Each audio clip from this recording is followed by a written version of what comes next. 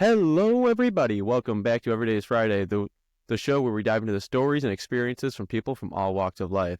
Today, we have Laura with us.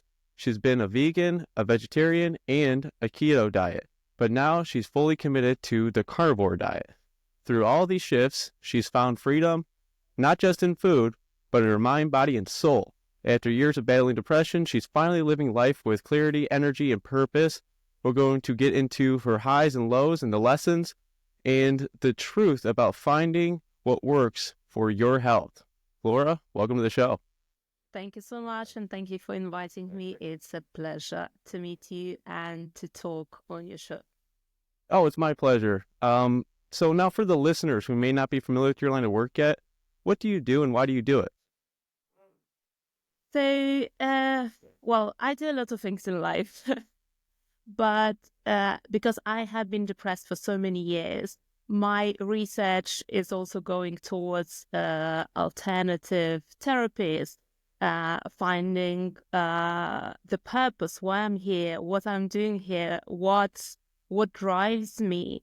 So I recently have been redundant from my work, so I have a lot of free time now, and I'm just concentrating a lot of finding what is inside me and what drives me and what makes me feel that I have a purpose in life and that I can inspire myself and I can inspire other people as well.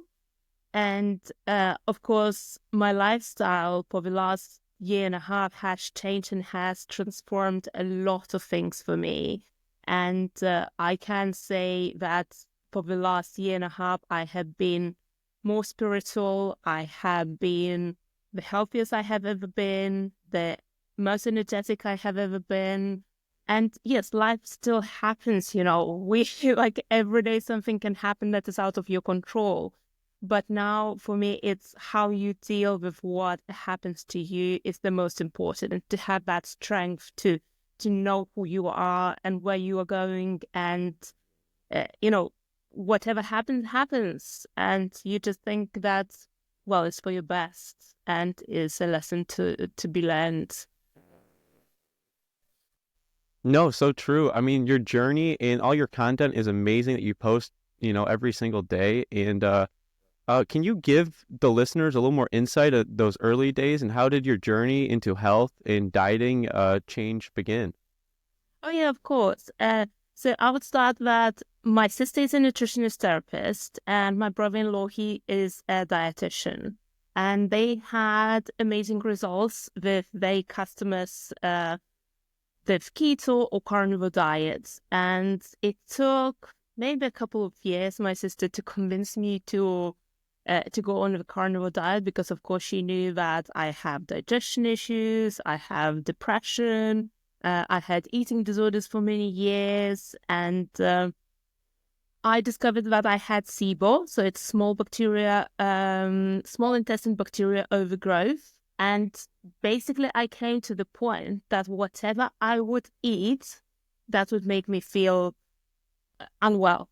Basically, I would be constantly with stomach cramps. I will have such a strong acid reflux that I wouldn't be able to sleep sometimes, and a lot of other issues. And my sister said, "Okay, you have two choices: or you go on antibiotics that most likely will not help you and create more damage, or you go on carnivore diet for 30 days and do natural supplements." And I said, okay, let's try it. Because I was at the point that in any way, I didn't have anything to lose. And that's how my carnivore diet started. So the first 2 weeks were very, very hard. And I couldn't stand meat, especially because I haven't been eating meat for like 13 years. It's not that I went from not eating meat at all to carnivore directly.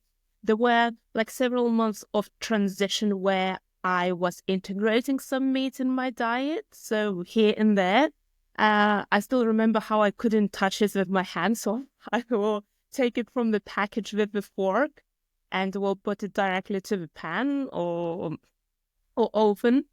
And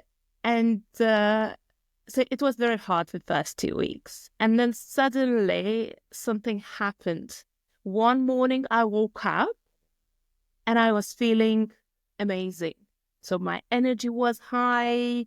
I was not struggling anymore with my digestion. I was eating and I was feeling, my stomach completely flat, no bloating, no that sensation of heaviness, no acid reflux. And I said, oh, this is really nice. I feel great. Let me do 100 days. And during those 100 days, at a certain point, maybe around 50, 60 days, I knew this is going to be my lifestyle. Because I was just starting to understand that the life can be different. And also around 3 months' time, one morning I woke up and I suddenly understand, oh, life is good. I didn't have those suicidal thoughts like I would have every morning for the last, 25 years. And that was my motivation to continue, the biggest motivation to continue. Because a lot of people, they do carnivore because they want to lose weight, or maybe they come to it because they have such a bad immune conditions. So everyone who kind of comes to this lifestyle, because it's not a diet, it's a lifestyle. Because with that changes a lot of other things, and we can talk about it. So yeah, that's how it started. And before that, like you said in the intro, I was vegan for 5 years. A bit of time even raw vegan. I was vegetarian, I was pescatarian, and I haven't ate meat for 13 years in total. And unfortunately, I didn't know at that time much about vegan diets and that they can be harmful for your health. And I still, after 8.5 eating mostly meat, I still do have low iron, for example. But apart of that, all my other blood tests, they are great for the first time in my life. So no inflammation, no any other sort of issues. No, that's a massive shift. How long have you been on the carnivore diet now continuously? So I started June 2023. So it's almost 600 days. Next week sometime is going to be 600 days. I even have a little tracker, because I think then you have a tracker on your fridge and you see those days going. Or it doesn't matter if it's a carnivore diet, if it's a sport routine, if it's fasting, if it's stopping drinking coffee for 30 days. Then you tick that day, it kind of feels satisfying and it's easier to go and continue and be motivated and keep staying on track as well. Yeah, you've gone through several diets. What made you decide to transition from vegan to carnivore? So the reason why I became vegan, first of all, it was because my uncle got sick and died in 2 years. He died from cancer. And somehow I finished in the group of people that were vegans. And I read the China study book that a lot of vegans do read, and probably the early book. And that made me think that, okay, cancer is caused by meat. Also, if you want to be spiritual, you shouldn't be eating meat, and so on and so on. So initially, when I started the vegan diet, I was feeling good. So I had never really ate a lot of crap or a lot of ultra-processed food in my life. So I had been on the health journey and trying to lose weight for, I don't know, how many decades, probably since I was a teenager. So I would always look at what I eat, of course, with my knowledge of that day, of that time. So I have never been, eating McDonald's all the time or eating ultra processed food, because even at home, when I still lived with my parents, we used to cook food at home. So that's how I finished being vegan. So initially I was feeling well, and then I decided to go even raw vegan because I met some other people. I was living in Italy at that time, and in Italy doing raw vegan or vegan diet is slightly easier because it's a lot of sun. Now I'm in UK. It's 2 p.m. and I need to put the light because it's completely dark. Like you don't see the sun for 6 months a year, right? So when you have a lot of sun, you can eat slightly worse and still be healthy. But it's impossible in the countries where there's no sun, because sun gives us also energy and feeds our cells. But for example, with my journey of being raw vegan, it finished 8 months later, I believe, because I was just not feeling well. And I was going worse and worse. I stopped sleeping. Of course, I overate sugars. A lot of, because majority of the thing would be all fruits or vegetables, right? That you eat on raw vegan. You can't cook anything. So you will eliminate everything else that need to be cooked, and you would eat a lot of fruits and a lot of vegetables. So it's a lot of sugar and a lot of oxalates as well, that natural toxins that are present in vegetables. And so I stopped being raw vegan and I went back to vegan. But my health started to deteriorate as well. So my depression was worse, my eating disorders was worse. So I was constantly low in energy. And I was also working as a hobby, as a spinning instructor at that time as well in the gyms.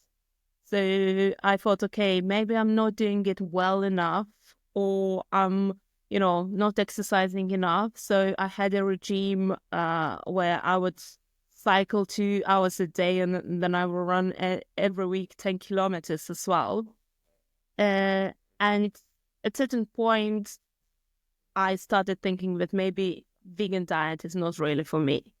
As well, the understanding came that even if you want to be spiritual, you don't necessarily need to be vegan. It's your choice if you choose to do that, with all the respect. But you need to understand that it's not a diet that will nourish your body, and there are better ways to do everything you're doing in vegan diet. Another thing that I understood, that it doesn't matter what is the diet, there is always a sacrifice. So it doesn't matter that, it doesn't mean if you are not eating meat or you are not eating fish, you're not sacrificing the animals. And I love animals. I had several dogs at home growing up, and I think that we should treat them with dignity. But if you are a vegan and you believe that, okay, I'm not eating meat, so it means I don't kill, I think that is absolutely not true, because with all the pesticides, herbicides, insecticides, the harvesting only, how many habitats are destroyed with all those processes. And then avocados get shipped from Chile to London in the middle of the winter. So if somebody says, oh, it's also better for the climate, is it? I don't think so. So that's how I started introducing some eggs in my diet, some cheese. Plus, I love cheese. So that was the hardest for me. And yes, sometimes I was getting something like vegan cheese as well. But they were not the best. So I introduced eggs and cheese, and then slowly, I started feeling that I need seafood and fish, especially living in Italy. Seafood and fish, of course, they are delicious. So I introduced fish, and I introduced meat probably in the beginning of 2023. Back to my diet. No, that's really good insight. I mean, what were some of the biggest struggles you faced during each diet change? So of course, when you go from kind of eating a little bit of everything to vegan diets, and at the time, so it was what, 2000, early 2010s or something like that I became vegan. Living in Italy especially, it was very, very hard to find a restaurant to go to find some vegan food. So I understand that my social life started suffering a lot, because a lot of times, even if I was going to eat out and it was not a vegan restaurant, I couldn't eat anything, because everything would have at least cream or eggs or cheese. So it was really, really hard. I stopped also drinking at that time. So for 2 years, I didn't have any alcohol whatsoever. So yes, I did find some new friends that were vegans, but majority of my friends and majority of my friendships, I would say they started to suffer, because birthday parties, other celebrations, like it was always me that couldn't eat something. And also the adaptation. So in the beginning, I believe whatever diet you start doing the first few months, you will always feel well, because you, first of all, your mindset changes, right? So with the mindset change, you are able to succeed whatever you do. But that doesn't mean that long term is healthy and will give you benefits. Because of course my iron started going lower and lower, and I have never had an issue before. And in general, my sleep was worse. My social life became worse, and also my strength in the gym became less. And I was just lacking energy all the time, mostly. So then transitioning to eating eggs, fish, and cheese, of course, it gave me more satisfaction, and I could go out with my friends a little bit more and enjoy other foods. And I guess also my my routine changed a little bit, and also I wasn't that tired anymore. And of course, once you you kind of go towards carnivore diet, keto carnivore diet, then you have some sort of issues. Because with vegan, vegetarian, pescatarian diets, like I mentioned before, I was suffering from horrible digestion. So it doesn't matter if it was a home-baked, cooked, whole foods dish, or it was at the restaurant, I was feeling unwell whatever I would eat. I would feel so bloated that it would seem that I'm 7 months pregnant all the time. And sometimes the only thing that would help, because I would be so in pain, I would need to go to sleep. So I would need, let's say, to leave a dinner party earlier, because I would need just to lay down and fall asleep for that feeling to go away, because it was like somebody stabbing me with a knife in my belly. That's how I was feeling. So, of course, then I turned carnivore in the first couple months. So much has changed. It's like day and night. And a lot of people are saying, oh, but, it's the beginning, like every diet. But it's not, because it has been more than a year and a half now. And I'm just gaining more and more and more benefits. And also I have a blood test to testify that it's not just how I feel, but it's also how my body really feels. And you can't compare the energy on the vegan or vegetarian diet and the energy on the carnivore diet, because it's constant. It's always stable. Let's say, I don't know, for any reason you need to miss breakfast and lunch today, you can completely go till dinner and be okay with it.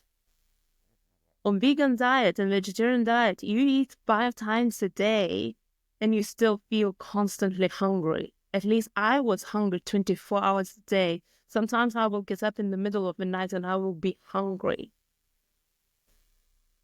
Yeah, every transition has changes. Yeah. Now, how has your body and mind changed since you switched to the carnivore diet? So, I started it for 30 days for SIBO, and I thought, okay, I will lose a couple of kilos as well. So for somebody who struggled with eating disorders for a long time and was concentrated on losing weight all life long, even if I have always been normal, so I have never been obese, I have never been, I was always seeing myself as fat, but I know that I'm not. And now, for the first time in my life, I understand that and I embrace that. So I didn't really lose weight as a lot of carnivores does. So it kind of oscillated a little bit within like 5 kilograms range. But my body shape changed. So I can see that my clothes, they sit better, that my body shape is more defined, it's more toned. And it's not that I started going to the gym now and I started doing carnivore. I have been going to the gym since forever and doing workouts. So it's not even that. And it's not even about the weight anymore, because I gained the confidence that if you would have told me a year and a half ago that we will be speaking now, or that I will be doing my Instagram post and talking to people and posting myself in sports bra and shorts, like, I would have said, no way. Even if you pay me, I would do that. But what has really changed is the entire understanding about the health and what is health. So my concentration now is not about weight, but if I lose any weight, and I'm still trying to find why I'm not losing those extra few kilos that I have. So there should be a reason. And I believe that weight, first of all, protects us from something. It's not just physical, and it doesn't work that, you eat 1,000 calories, you exercise that much, and then you lose weight. No. Because in my life, I was eating all sorts of diets, all sorts of amount of calories that mathematically I should be in a lower weight, and that didn't work. So I wouldn't lose a gram and I would even gain weight. And I had trainers, I had dietitians, I had nutritionists, and nothing worked. So now how I looked, so weight would be a bonus. But the most important thing for me is how healthy I am. With a society that everybody is sick around, that, obesity, cancer, diabetes, it's like we are living in the pandemic of all sorts of disease every day. So I don't want to reach, then I'm 50 or then I'm 60 or then I'm 70 and I'm on 10 different medications and I can't walk or I can't think or I can't do things. Like, my aim is to be as healthy as possible, as strong as possible, and just enjoy life. And the confidence I gained during carnivore diet is the most important thing. You're doing a great job sharing your journey. Thank you. And you know how it came? I didn't plan to do it at all. So I started carnivore. It was 27th of June. I even remember the date. And I started my Instagram in August, so a few months after that. And I started it because it was around the period of 100 days. And the reason was to motivate myself.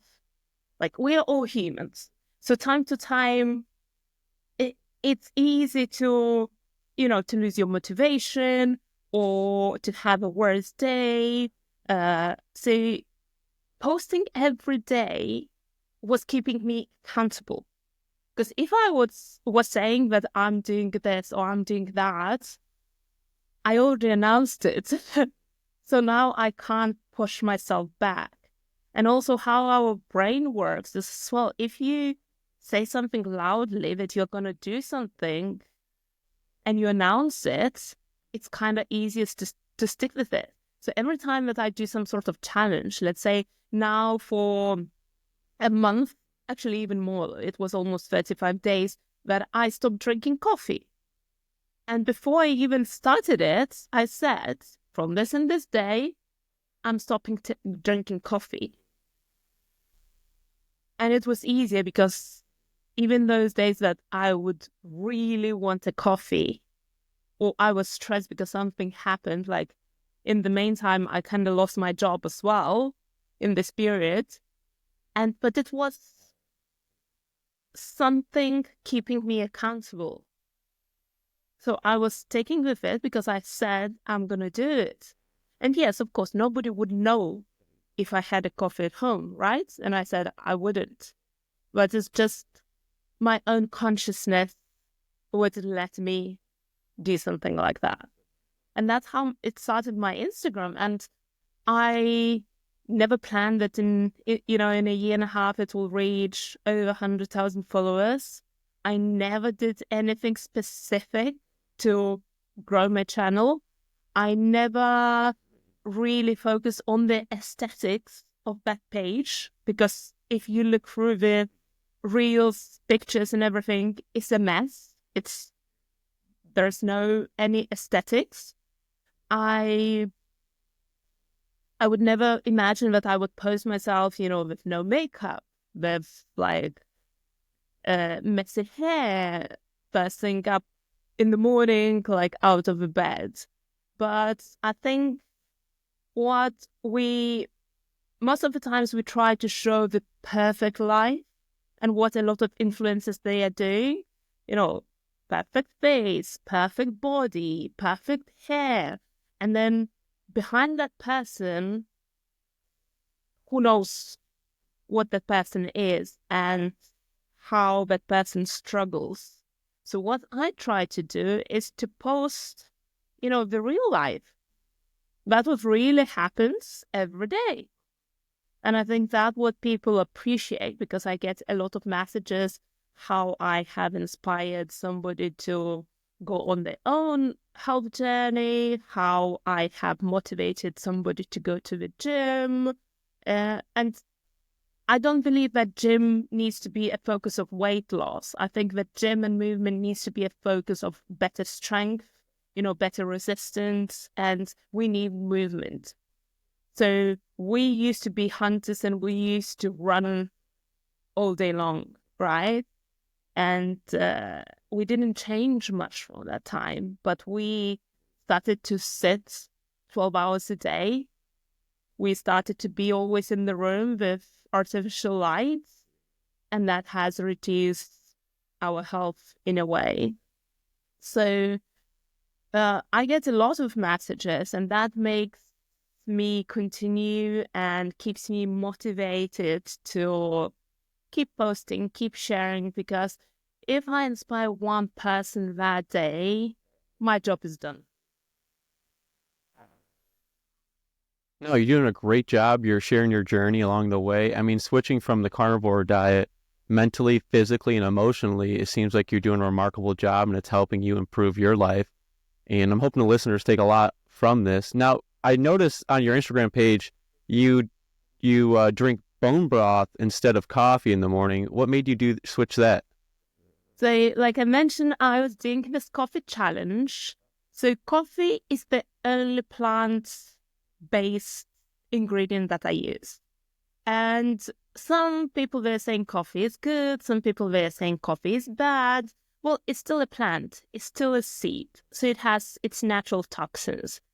But how I'm taking it, that is the only thing that I left, eliminating everything else. So it's my treat. But I came to the point where I definitely was drinking too much coffee, and I definitely was eating too much cheese. So coffee challenge came because I said, okay, no cheese for a month because I was doing lion diet. So lion diet means only ruminant meats, salt and water. So I needed to eliminate coffee and I needed to eliminate all dairy products. So black coffee, I don't like black coffee because I take my coffee with double cream. So I announced that I'm doing this month of lion diet, so no coffee, no tea, and I did it for 34 days or 35 days in total, so a little bit longer than a month because I always like to add extra couple of days after my challenge is finished. And I was thinking, okay, so I was getting up, like I get up every morning at 5:30, so my routine that I go to sleep between 9:30 and 10, and I get up 5:30 every morning. So now I'm not working, but I'm still getting up 5:30 in the morning. I could get up easily at 10. But I think having a structure and having a routine in your day helps your body and helps your mind as well to stay sane. So when I get up at 5:30, first thing I do a quick meditation and I do some red light therapy for like 10, 15, 20 minutes. And then I come to my dining room and I normally would have coffee and read a book, study something until, I don't know, the time to go to the gym or the time I was going to work or the time I was needed to do something else. So I was thinking, what can I replace coffee with? Like a glass of water wouldn't give you satisfaction. So I said, okay, let me try if I make a bone broth and drink that instead of coffee in the morning, how that would taste. And it's actually, it tastes really good. First you would think, oh, it's probably not gonna be that great. And you would never I got a lot of comments, oh, I would never expect, to drink bone broth from the cup. But I think even my body really liked it. I was trying to drink mostly, so my first cup would be caffeinated coffee, and then if I would drink more, it would be decaf. But I think what my body didn't like, because coffee still creates stress on your body. It still rises your cortisol levels. And I think my body didn't really like that from coffee. So having that smoothing and fatty bone broth first thing in the morning, and bone broth also helps with digestion in general. It was like really, really good. I think that my body really liked it. And I feel the difference. I feel the difference doing lion diet. So I thought that on carnivore, I was here. So I was high. So doing a month of lion diet, it went even there. So I can't explain exactly what has changed, but like energy, like it's just the feeling that my body is even happier now. So my aim now, because I had coffee since then, but I had only decaf coffee, so I haven't had caffeinated coffee. So I will still keep drinking my bone broth in the morning, and I make it from bone marrow bones, so it kind of comes quite fatty and quite tasty. It's a bit sweet taste as well, and I add some extra good quality salt in it, so it replenish also the electrolytes at the same time, so you don't need to spend money for electrolytes because they are pretty expensive. You just add normal salt. And if I want coffee, I will drink it sometime in the afternoon after I had already food, and it will be decaf coffee because I don't want to have any more that rush and that adrenaline and that cortisol rise in my body that I don't think it really helps me. And actually doing this month of lion diet, so eliminating coffee, eliminating cheese, I lost 4 kilos. So it was for the first time in maybe over a year that I seen like this little transformation in my weight. So I will see how it goes. I know that lion diet, it suits me the best, but I don't think so it's sustainable for me. Because I really miss cheese, I really miss eggs, I really miss some shrimps. So I believe that whatever you do with your diet, you need to make it sustainable and working for you specifically. Because yes, I could have continued maybe another month of doing only ruminant meats, salt and water. But before or after, I knew that maybe that would have brought me to cheating. And I have never cheated in a year and a half on carnivore. Because then you're feeling that great. Why would you ever do that? Like a lot of people, they're asking me, oh, do you have cheat days? But why would I need cheat days? Do I need to feel crap? No. Then you feel that you have grown your wings. You don't want to cut them anymore. No, it's so true. That's really good insight. I mean, how does the bone broth compare to coffee when it comes to giving you energy? Well, it has a high amount of fat. So I believe, for example, I used the continuous ketone measure that period that I was doing bone broth and lion diet. So what I noticed that my ketones on lion diet were higher than on carnivore because, of course, it's completely zero carbs. Because eggs have some carbs, cheese has some carbs still, but lion diet has no carbs. And bone broth is quite fatty. So it gives you a satisfaction in that something that you had it in your stomach, but it doesn't rise your glucose. So you don't need the insulin, so you don't break your ketosis. So it gives you strength. Let's say, I think it would be even very good pre-workout, just before going to the gym as well, because it gives you a little bit of strength, but it's not disbalancing everything you are doing. And I think you still stay in that fasted state if you're doing intermittent fasting, because you don't rise your glucose. Okay. Do you do any fasting at all? Well, I do mostly intermittent fasting, so I try to eat lunch and dinner or breakfast and lunch.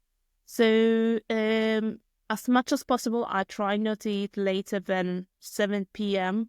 So now that I'm more at home, I would probably have late breakfast and then very early dinner, like 5 p.m. And then, so of course, from 5 p.m. until the morning, I will not have any food. So most of the times I eat only twice a day, sometimes one, rarely 3 times a day, but mostly 2. And yeah, so with intermittent fasting, I'm fine. But what I realized, and I don't know if somebody can relate as well who does fasting, I did once 4-day fasting and a couple of more 3-day fastings. I would feel amazing during the fasting. I will feel amazing 2 days, 3 days after the fasting. And then suddenly, after 2-3 days, after I started eating food again, so of course you introduce food slowly. So, for example, you start from bone broth, then you start from something little, then you go slowly to normal portions. But what would happen to me, those 2-3 days after I would start eating, I would start feeling that my body would get inflamed. So within, like overnight, I would gain as well 4 or 5 kilos in weight, and you understand that it can't be weight because it's probably just water. And I could see my face becomes more puffy. I feel more drained of energy as well. So it goes, after the fast, you go very high, right? And you feel amazing. And then suddenly, 2 days after, it goes very low. So I think that my body personally does not really like long fastings, because once I gain those few kilos as well, it takes months to drop them back. And it takes days to get myself in a good condition again. Initially, I didn't realize that that was fasting. And then the last time I did a 3-day fasting, it was, I think, October or something like that. And it was clear that it's fasting because nothing else has happened at that time. And so I kind of understood that probably it creates more stress on my body than benefits. So I stopped doing those long fast, even if I know that it has amazing benefits. I truly believe in fasting. It was making me feel amazing as well for those couple of days. But I also believe that you need to listen to your body first. We are all different. What works for me is not going to work for you or for somebody else. You need to experiment and to find that, perfect recipe for yourself and stick with it. Doesn't matter if people are saying, oh, but fasting is good, you should be doing it.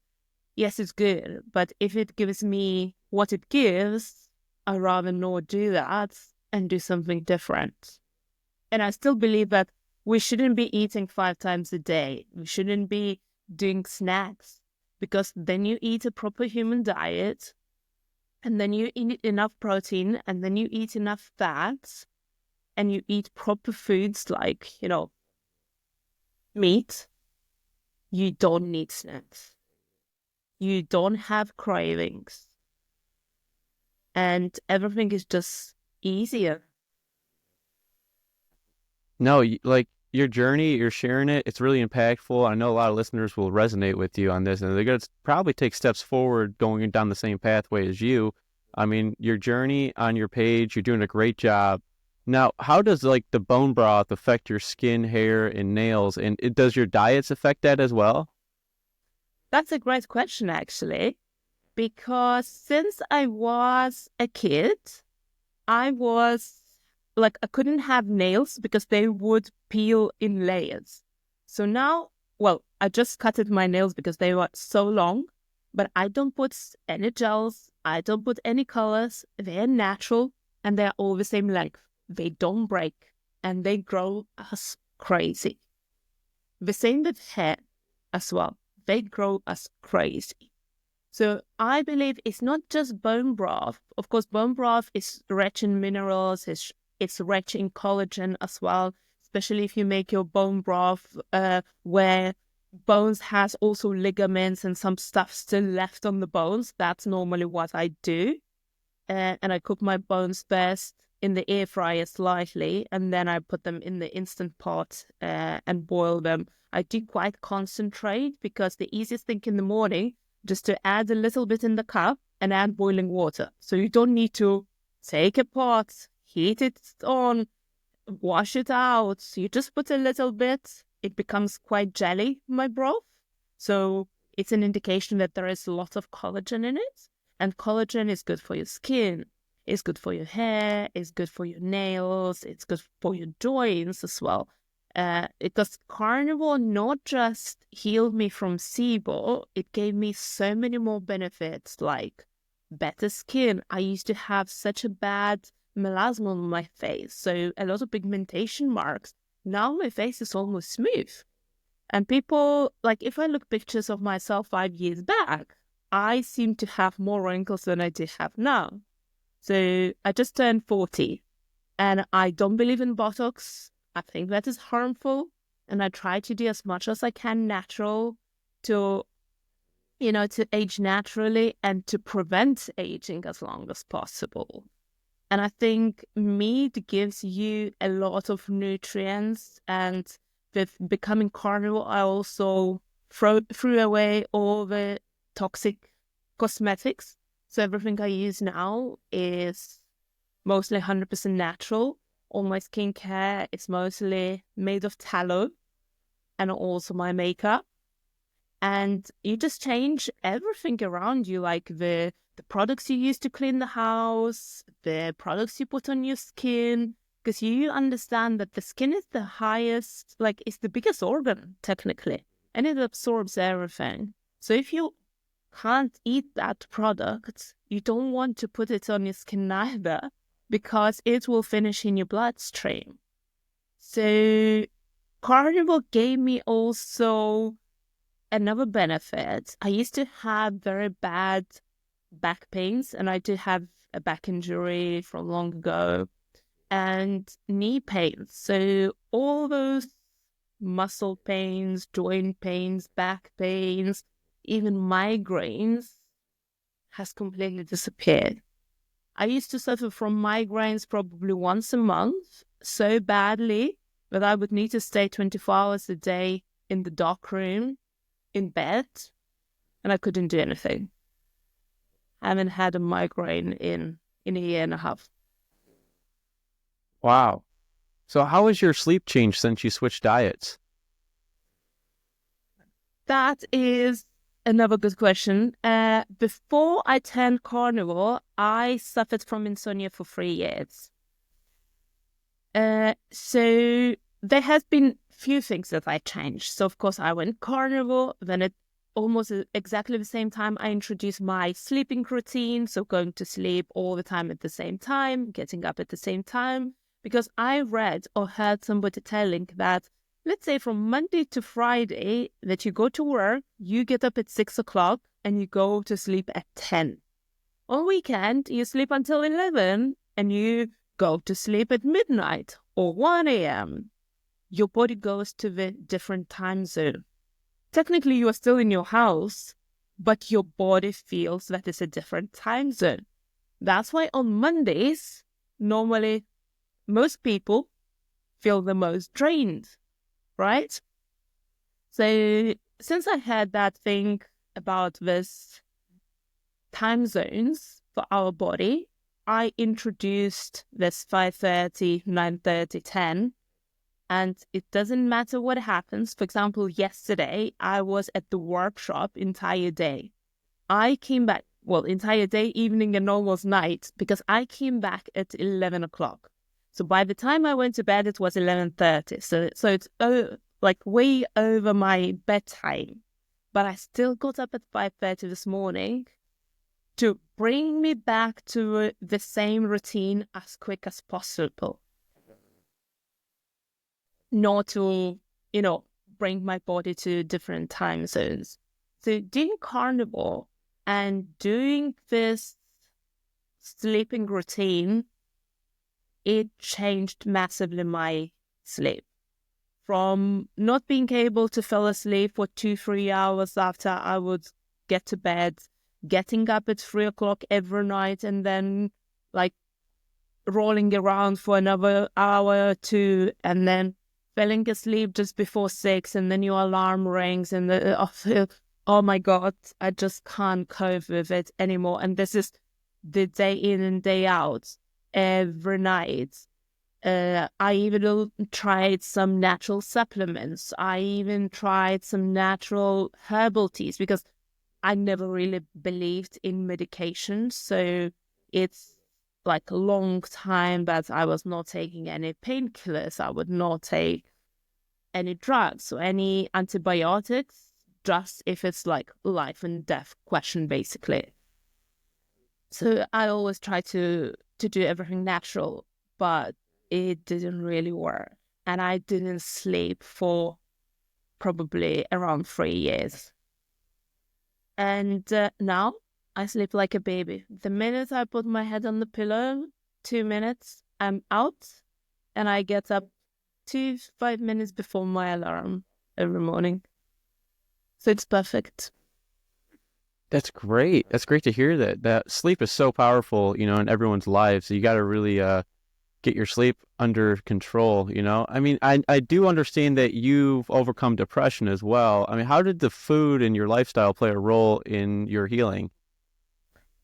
So if you would have told me a year and a half ago that changing only a diet can completely transform your mindset, your mental well-being, I wouldn't have believed. Because I started Carnivore for SIBO and maybe some weight loss, right? I never thought that would give me so much more. And I even have chills now talking because probably around 3 months later when I started, 1 month I woke up and I had suicidal depression since I was a teenager. So for 25 years or so. And I understood that suddenly the first thing I opened my eyes, I'm not planning anymore how to end my life. But instead of that, I'm looking forward for my day and what I'm going to do and where I'm going to go for holidays next and what book I'm going to read next. And all those 25 years, I would say the only thing that saved me, because I was quite a spiritual person always. And I believed if I will try to do something to myself, I can be stuck in a limbo forever. So I would rather suffer this life to be maybe my next life better, because I didn't want to get stuck. But I would still think, oh, I wish that today, a car would pass by and kick me off. Or I wish that something would happen, I will get sick and I would die. I wished that for many, many years on myself. And around probably 3-4 months after I started Carnivore, I suddenly realized I'm not planning how to end my life anymore. And people around me, people at work, they said, oh, something has changed in you. Because I started smiling more. I started being more positive. I started, laughing more, going out more, doing more things. Just in general, be more positive and see that glass half full than half empty all the time. So I definitely received a lot of compliments, even how I look. Even if I didn't change anything, for some reason, for a lot of people, seemed that I did something. I look different. And I can imagine, because a person who is depressed, chronically depressed for many years, cannot look good as the person who is not depressed, is smiling, is confident, is happy about life, happy about things. Doesn't matter what happens, because, life happens to all of us. And I still do have worse days, better days. Something is out of my control and it's okay. But I believe that Carnivore gave me a possibility to deal with that out of control. It's not, not to react in certain ways, not to be upset, and just understand that everything is for my best. Everything is a lesson. Everything is going to be okay. It's your journey. It's your path. You needed this in your life to learn something, or maybe life has protected you from something much bigger that would have happened otherwise. So all that negativity that was previously in my life, overnight turned in something more positive and more inspiring for me and for other people. Another thing that I noticed, for example, if you scroll to the very, very beginning of my Instagram, look to my eyes. Look how they were with no light in them, just staring blank. And suddenly you will start seeing posts, exactly the same post that I'm doing my workout in the morning, next to the window. So they're exactly the same post, but you can see the light in my eyes suddenly appearing. And a lot of people are saying, oh, it's just the lighting. It's not. Because I have noticed this in myself. Wow, that's really impactful. You are the definition of it's about the journey, not the destination, but the personal development throughout the journey. Oh, but, like, who knows what is our destination? And if we ever reach that destination, yes, it's good to have plans, it's good to have goals, but we very often forget about that journey.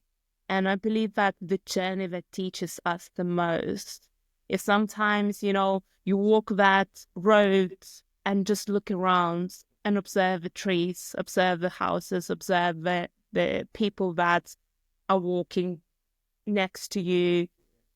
It's about little things and not huge things. And then you put all those little things together, you understand that how grateful you are for your life and how amazing it can be. It doesn't matter in what situation you are, and doesn't matter, you have a job or you don't have a job right now, but you know that everything will be all right.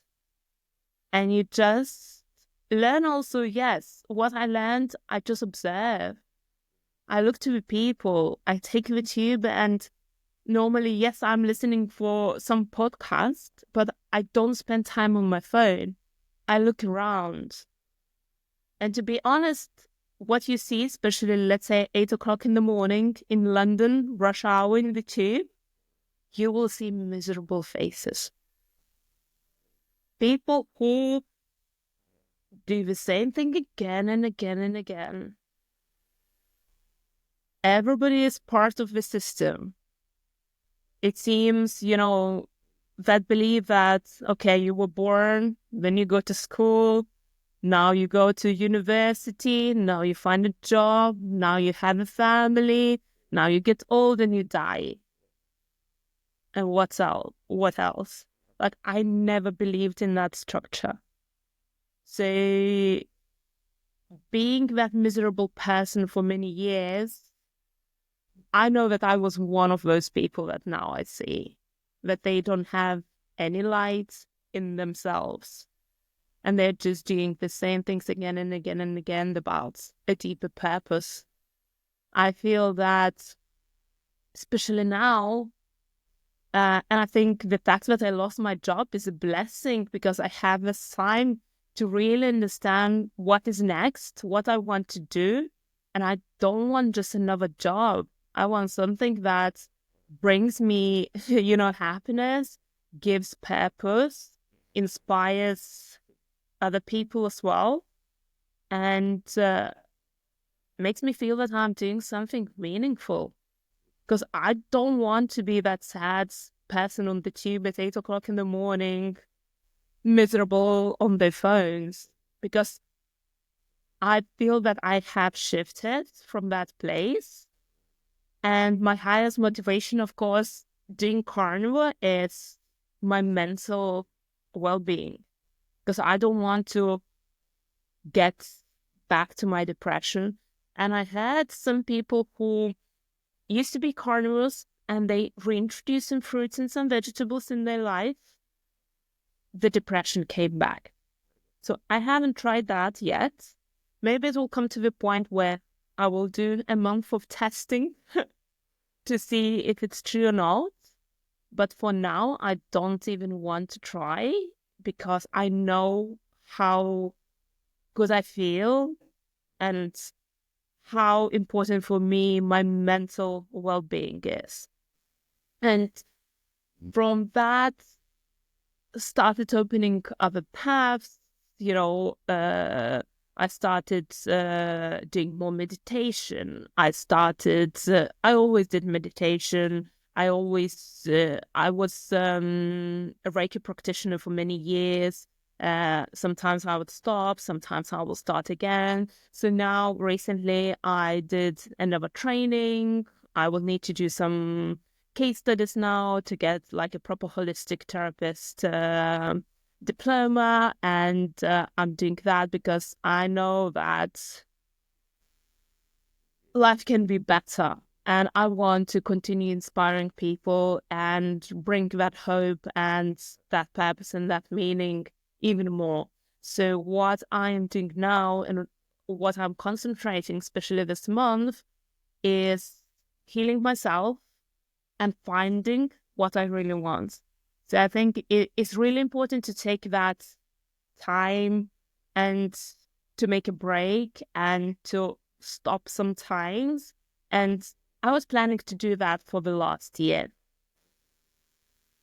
And you normally don't do that, right? Suddenly leave your job and stay unemployed. But life does things that are good for you. And now I understand that, because when I was depressed, I would be panicking. My anxiety levels would be through the roof. I would be sending probably 100 CVs a day to every single company, and I will be not sleeping. But now it's completely different, because I know that the right thing, the right time will come. And I do have confidence in myself. I do have strength. I do have my angels, my guards that always protecting me. And that understanding came only when I changed my diet. And a lot of people said, oh, but just eat balance. But what does balance mean? Somebody who is completely healthy, maybe eating balanced, it's all right. But for somebody like me who had a lot of health issues and mental health issues, balance does not exist. I get a lot of people saying, oh, from one eating disorder to another eating disorder. But I don't think carnivore is an eating disorder. Eating disorder is when you purposely do something to harm your body. I'm not doing something to harm my body, right? I'm feeding it with the most nutritious foods. I'm eating enough. I feel great. I don't think about food 24 hours a day anymore. I don't think about binge eating anymore. I don't have any cravings anymore. So it's liberating for me. Before, when you think about food 24 hours a day, believe me, it's a very complicated life, because food is always there and you can't turn it off. Because let's say an alcoholic can stop drinking and you just don't keep bottles in your house and you don't get tempted. But the food, you still need to eat, right? So I thought that I will have eating disorders forever. Even if I was already in remission for a couple of years before I started carnivore, the thought was always there. And I would need to control myself every day, to put my best willpower, to put everything to not slip back. Because I was just like that, away from it every single day. Now, everything is in the past. I don't think about those things anymore. I don't think about food 24 hours a day. I'm not 24 hours a day hungry. So it's very liberating for me. And I can tell you also other symptoms that disappeared. I had eczema on my head, that it would be so bad that I would wake up in the morning, my nails would be full of blood, how I would scratch myself. And that was, I had since I was a kid. I had such a bad body itching that I would scratch myself to bruises. And my mom also, since I was a kid, would bring me to the doctors because the sensation I had, it was like my body was burning, especially when I needed to dress up to go to school at the time. I was crying every single morning because that sensation of putting clothes on your body was just impossible. So many nights I will stay sitting on the chair because I couldn't lay down in the bed, how bad it was. So all that disappeared. So my joint pain disappeared, my back pain disappeared, my bleeding gums disappeared, my fragile nails disappeared, and of course all the digestion issues, insomnia. I had massive inflammation all the time. So at the end of the day, my feet will be so swollen that I couldn't, like, the shoes seemed to be 2 sizes too small. That never happened on Carnivore. And actually, for the first time, then I did my blood works last year, it came out no inflammation in my body, and it was always there.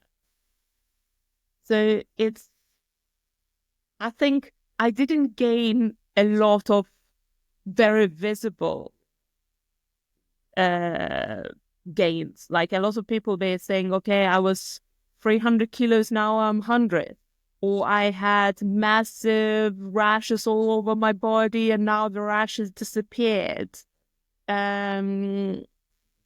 But it's a loss for me because the things I used constantly to suffer, they're not there anymore. Muscle cramps constantly and muscle pain, that is gone. And even if I go and I do it in the gym, next day normally I don't have muscle pain, or it will be very weak muscle pain for like 24 hours and it will be gone. That's great how your body, mind, and health has helped you change your whole life. I mean, what advice do you have to someone who feels stuck in their mental health journey? So my advice would be, it starts from somewhere. Like, imagine that the light at the end of the tunnel always exists. I lived with that hope for so many years. It's just that was hard to get to that light. It was always the tunnel and the tunnel and the tunnel, and it seemed that it will never end.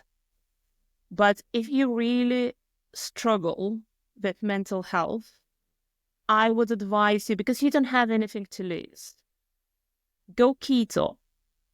Keto didn't really help me with my mental health because I did it for several months and nothing has changed. Try carnivore. Try it for 30 days. You don't need to commit for 600 days. You don't need to commit to 100 days. Start from 30 days and see how it goes. Maybe your depression will not disappear in 30 days because it didn't happen for me. It took those 3-4 months. But maybe you will start feeling better in general, and then you will get motivation like I got, maybe to do 100 days. And I know many carnivores now in the community, and every single person would say that if you stick with it at least 100 days, you will get so many benefits that you can't mention. And a lot of people say, okay, you will get heart attack, so by now I should be dead because so many people said that I will be dead in 6 months. But is it really? Like, I didn't do, for example, the calcium test, but a lot of carnivores, they do.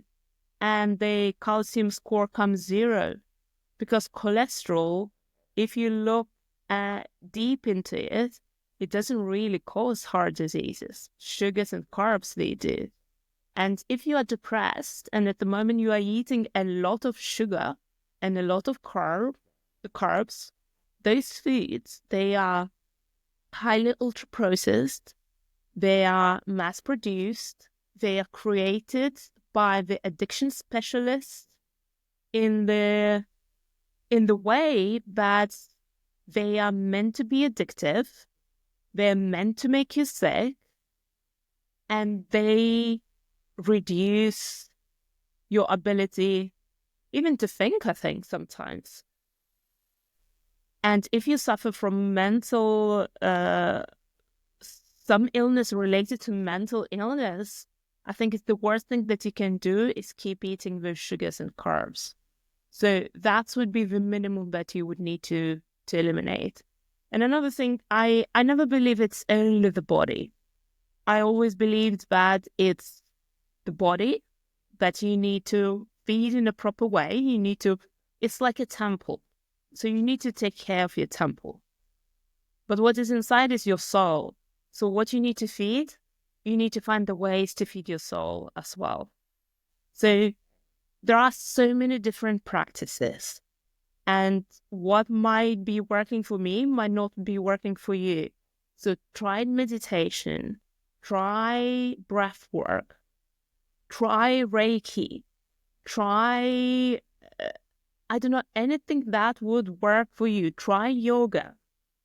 Try something. Just do something. Start from somewhere. Because if you will be still sitting on your sofa and doing nothing, day in, day out, nothing will change for sure. So you need to make that first step.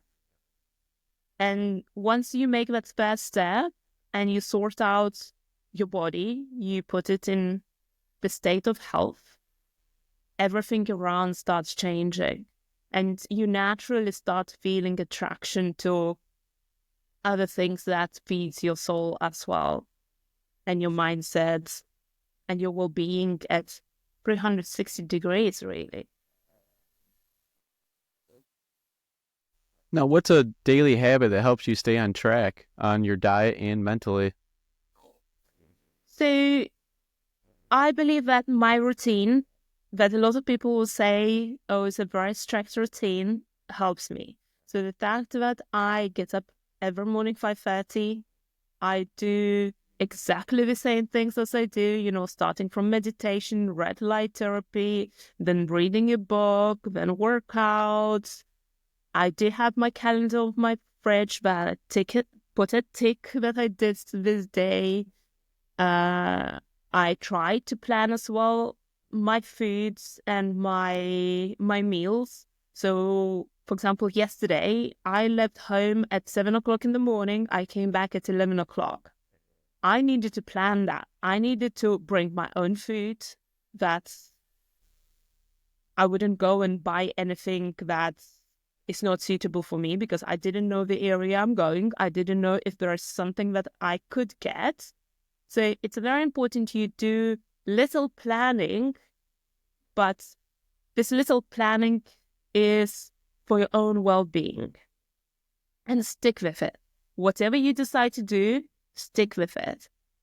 Let's say this morning, I was really lazy to go to the gym, but I stick with it. And I felt amazing after that. Because once you tell to yourself that you are going to do something and you stick with it, no matter how hard it was to get to the gym, especially when the weather is horrible in London, it's rainy and grey, completely dark. But then you stick with it, it gives you enormous benefit and you feel, confident in yourself. You feel satisfied that you did whatever you decided to do, and you feel even much more energetic because you completed the task. Another thing that helps is making lists. So, for example, in the evening or in the morning, if I know that I need to do certain things, I make a list. And I like to use paper so I can tick them off. And that kind of keeps me on track.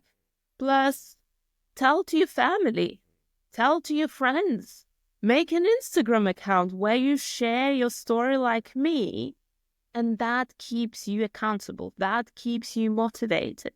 Or even reach to somebody and ask, I don't know, get a coach, or ask a friend that will check on you. I always say to my friends, look, if you want to do this challenge or that challenge or this, just tell me. I will call you every morning to remind what you signed for. Like, there will be always people in your life that they are willing to help you and they will stand by your side. And I'm lucky that I have a family who, like, all my family is supportive and all my family eats well. And I know that if I'm going for Christmas dinner, there will be always food for me because we eat similar.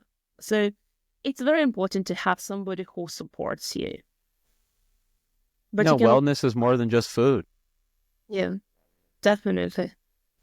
Now, if you could go back and tell your younger self one thing, what would it be? Oh, wow. I very often think about my younger self, and very often I do practices.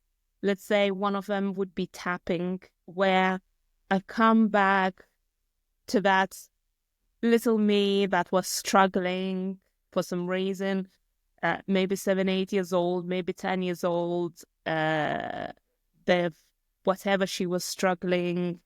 And what I try to do in my practices is just to hug her and make her feel loved. Because once you kind of find that self-love and self-compassion and self-understanding, you don't want to let it go. And if I could come back and see her and talk to her, I would tell her that, don't worry, I'm always here. I will always love you and everything will be okay. That's great. Now, I'm going to switch it over a little bit back to the carnivore. Now, what is one of the most common myths about the carnivore diet? Well, probably the most common thing is dying from heart attack and high cholesterol, and that will clog your arteries and, all that story. How I understand cholesterol is that cholesterol is like a firefighter. It's not there to put the fire. It's there to put out the fire. It's there to help.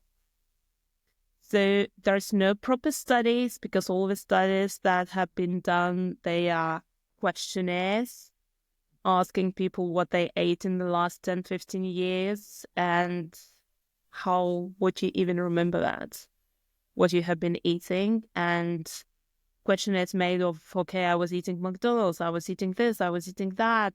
And yes, people were eating meat, but what else they had been eating with that meat? Breads, pastas, pizzas, and so on.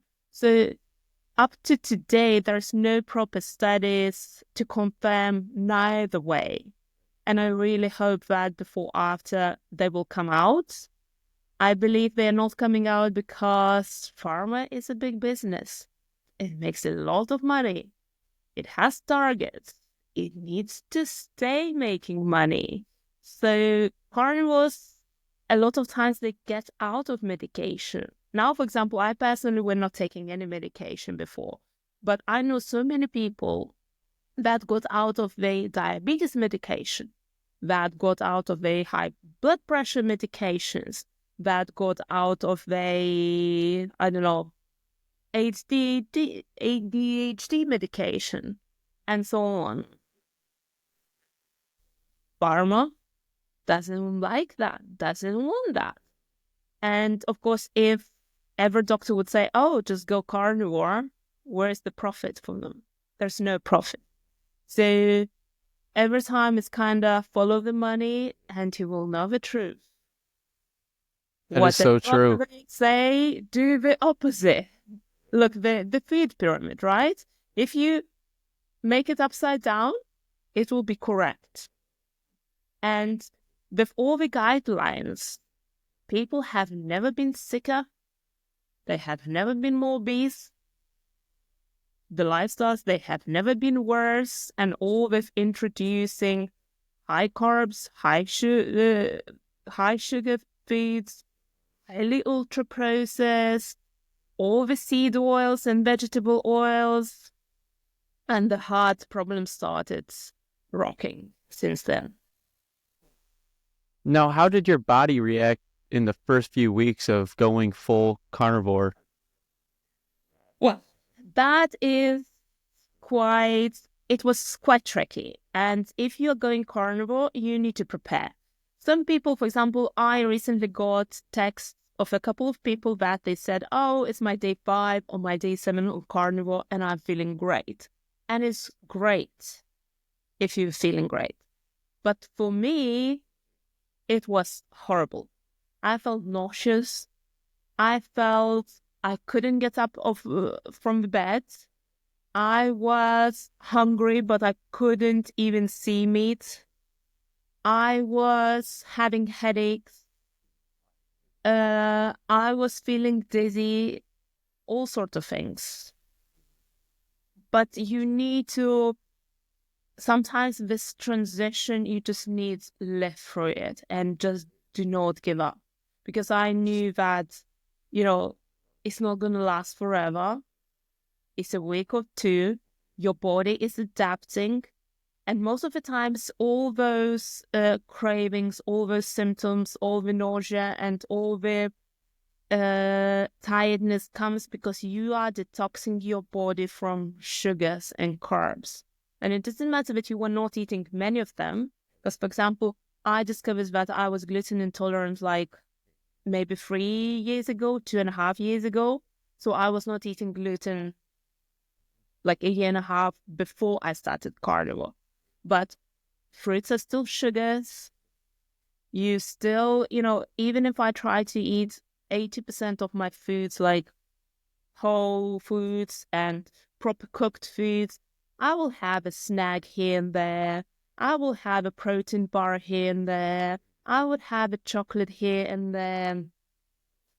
So I think what happens to some people, to some more, to some less, that you're going through that withdrawal stage and detoxing stage. Like, look what happens to people who have some sort of drug addiction or alcohol addiction. The first few days, they are very, very hard.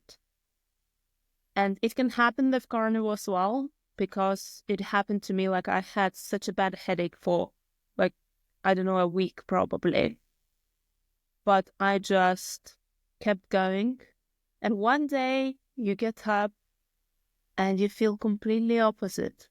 You feel like a brand new person. You feel energetic, that you don't even remember those bad days. And you just want to keep going and continue. The meat starts tasting good and great. You stop craving all the crap foods. Now I have a drawer in my house where I have some nuts, I have some chocolates, I have some snacks if somebody would come for coffee, that I have something to offer. I probably need to check the expiring date. And before carnivore, I couldn't have anything in my house because I would go until the package will be empty. So the only way how I was managing myself is just not buying those foods and those things. Foods. Why do we even call them foods? I don't know, because that ultra-processed crap is not really foods. It's something engineered to make us be unwell. But I couldn't have anything in my house. But now that drawer is full of stuff. And I don't even think about it. I don't even remember that it's there. So this is a massive achievement for me, and for somebody who had eating disorders for so long and couldn't, it was like an obsession. And then you have eating disorders, it's you don't, a lot of people say, oh, just have a willpower. You don't have a willpower. It's like in that moment, somebody possess your body. You are completely out of control and you just can't do anything, and you realize what happened after it happened. So you can't talk about willpower for somebody who has some sort of addiction, and food is another addiction. I agree with you there. Now, do you think the carnivore diet is for everyone, or does it depend on the person? I think we are all different. We all need to try and to find our own ways. I would say if you are completely healthy, if you don't have any issues whatsoever, I would say stick with keto and try to eat carbs and sugars as less as possible. But if you have some sort of immune conditions, if you have some sort of mental conditions, if you have, I don't know, any digestion issues or any health-related issues, it's worth it to try. You don't have anything to lose. Like, I tried so many things in my life. I tried everything and nothing worked, right? So finally I found something that has completely transformed my life. And what I would say as well, do your research. Before I started, it's good that I had my sister, who is a professionist, and my brother-in-law. So they come from medical field, and they were the ones that advising me. So find a nutritionist or find the dietitian that works with carnivore keto diet. Watch so many, YouTube is full of doctors. Like I watch a lot of Dr. Chafik, Ken Berry YouTubes, and there are so many more that explain you everything about carnivore diet, how to start, what to do, why it's healthy, what it would do for you. Like, I don't have any medical background, but I have always been interested. And even today, after a year and a half of being carnivore, I still listen for podcasts. I still read the books. I still try to do, my own research. Just get prepared. I didn't start carnivore, like, let's say today is today, and then I said, okay, tomorrow I will start. No, I knew a month in advance that 27th of June to 2023, so I even remember the date, right? I'm starting carnivore. So I had that month where I went on holidays and I ate maybe a couple of things more than I shouldn't have. And I ate maybe my last croissant, even if I knew I can't eat gluten, Prepare yourself. Eat those last things that you want to eat. And then try. Because if you tried everything else and nothing else worked, like, what if it will work, right? You don't have anything to lose, but do your homework. Never do something because somebody is saying, oh, this is good. Look to the carnivore community and all the testimonials of people. Yes, there is no proper science that this is good. But if you look into our anthropology and what our ancestors used to eat, it was mainly meat. We didn't have supermarkets where in the middle of the winter you can go and get blueberries. Right?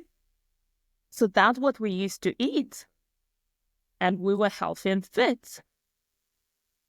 And even our grandparents, that's what they used to eat, right? And the ultra-processed food, it came around, 1950? More or less with Kellogg's, everything started.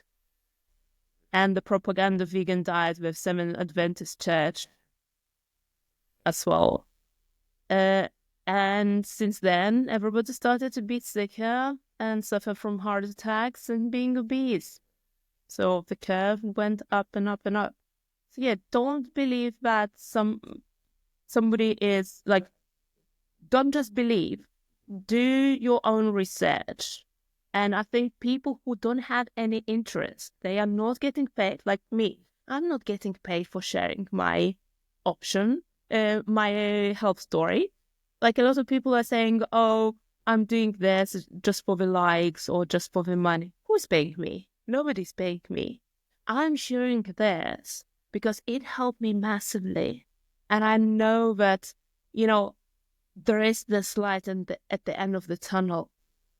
And how I saw that light, you can see it as well. And that light can be beautiful and seen in totally different ways. And that your body is a temple that you need to take care, clean it properly, feed it properly, and it will give you the benefits. And what if this life is just, like we go, let's say, travel to Spain, travel to US, travel somewhere else. What if this life is just a travel? What if we came here just to experience this trip? Like, when you go to Spain, you don't sit miserable somewhere in the room, right? You try to see as much as you can. You try to explore. You try to eat the foods. You try to go to the beach. You do stuff.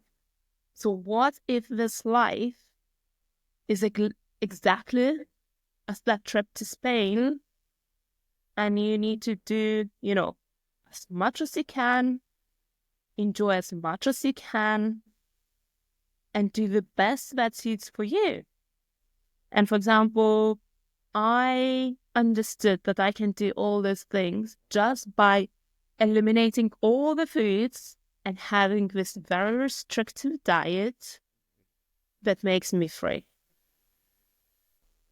No, it's really inspiring to see how you take care of your body, mind, and soul. Did you ever face any criticism or like pushback when you switched to the carnivore diet?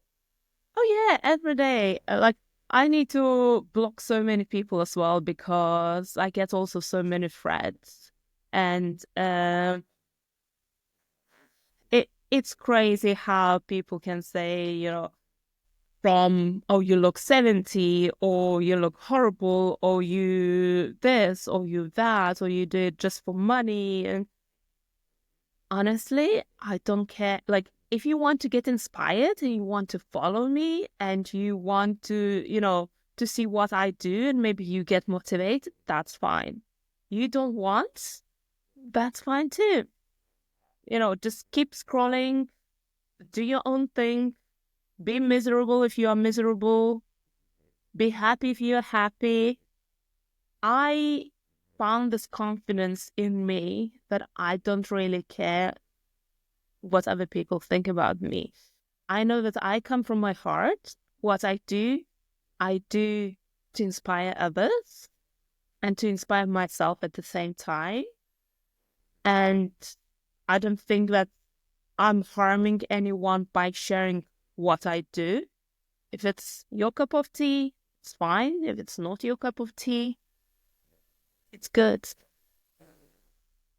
No, you are really inspiring, by the way. Like, don't let these haters stop you from doing what you're doing. You're doing a remarkable job. Now, what is one of the most surprising benefits you've expected from your diet? So when I started, I wasn't expecting anything apart of healing my SIBO. So everything I gain was a plus.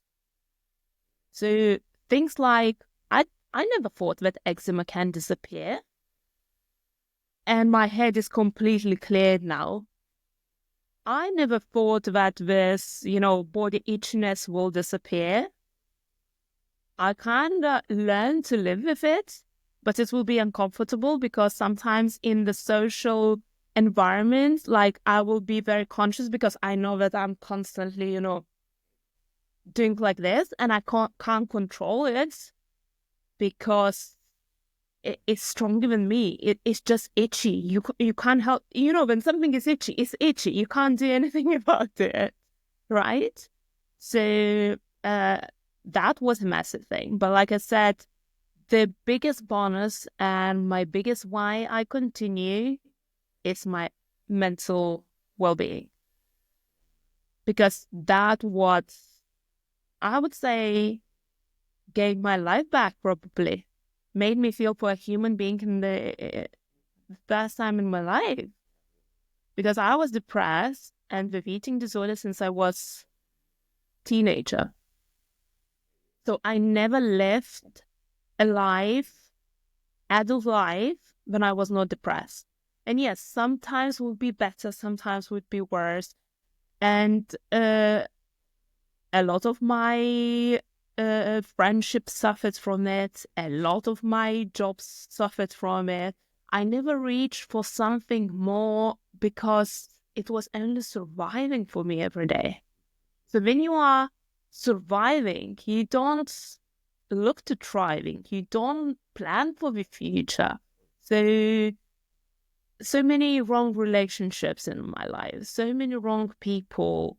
But now I understand they were not wrong, because I was exactly where I was for the reason that I needed to be to come to where I am today, to do maybe the greater things tomorrow.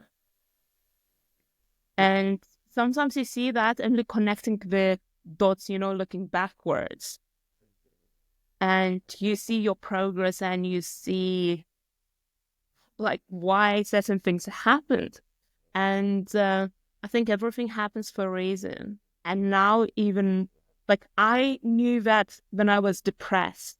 So that kind of kept me going from one day to another. But I was living by the day. So that was my life. A day. Just let's do something to survive today. Right? But now I know that there is more. We all can do more. We have something that is not just human, but also something that is divine inside of us. And we have incredible power. And we can do whatever we want, really. I really like how you put that your body is your temple. And what's your go-to meat for your carnivore diet that you never get tired of? Steak is my favorite, but I don't eat just steaks. That would be pretty expensive as well. A lot of people were saying, oh, carnivore diet is very expensive. I thought that too, but I was very, very surprised that then I realized that I'm spending less money now than eating a little bit of everything, right? What people call balanced diet.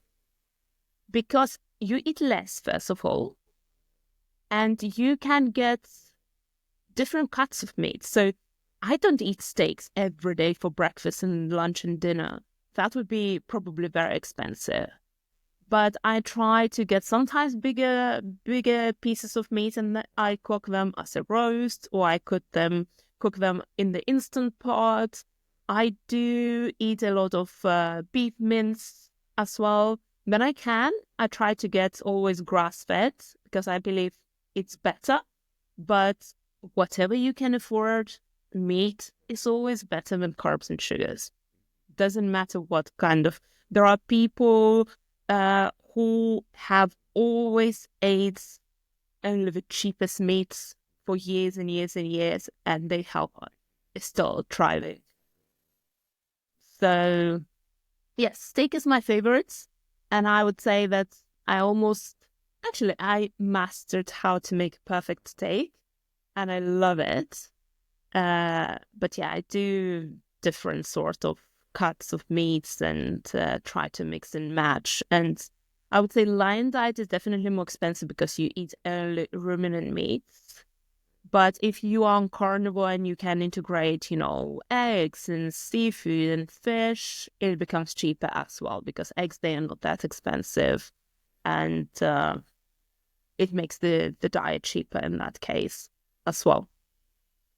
The only meat that I try not to eat really much is pork. I don't really like much of the taste of it. Sometimes I get bacon, but why I don't really do it a lot because it has nitrates. And that is the reason why I'm not doing it. So I stay away of all the ultra-processed meats. So everything that is deli meat, salamis, and all that sort of things. So I don't believe they are carnivore. They are just another ultra-processed food. So what carnivore is proper meat. When you read the ingredients, beef or chicken or lamb, there's nothing else in it. And you bring that home, you cook in the way you want, and you eat it. And initially, I was even counting my calories because I didn't know if I overeat, I undereat, because it was very, very strange. Like sometimes you were hungry, sometimes you were not hungry. And now I started eating completely intuitively. For somebody who had eating disorders 20 years, eating intuitively, tell that person, it's impossible. It's impossible. But with carnivore, it's possible. And I really listen to my body. And the other thing, then you can't overeat meat because it just stops tasting good. How, like, you can have the nicest, juiciest, best looking steak. You can't overeat it because if it's too much, you put the bite in your mouth and it will stop tasting good.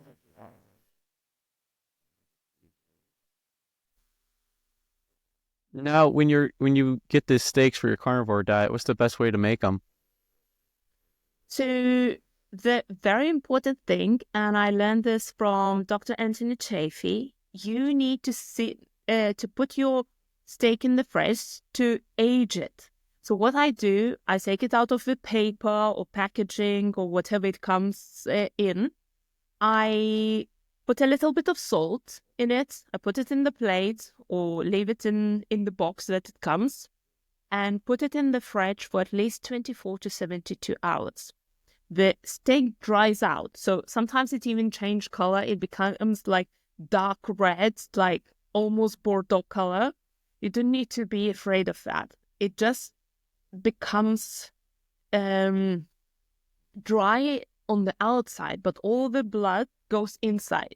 So once you cook the steak seasoned and aged like this in the fridge for 2 to 3 days, it has the best crunchy outside and the best tender inside.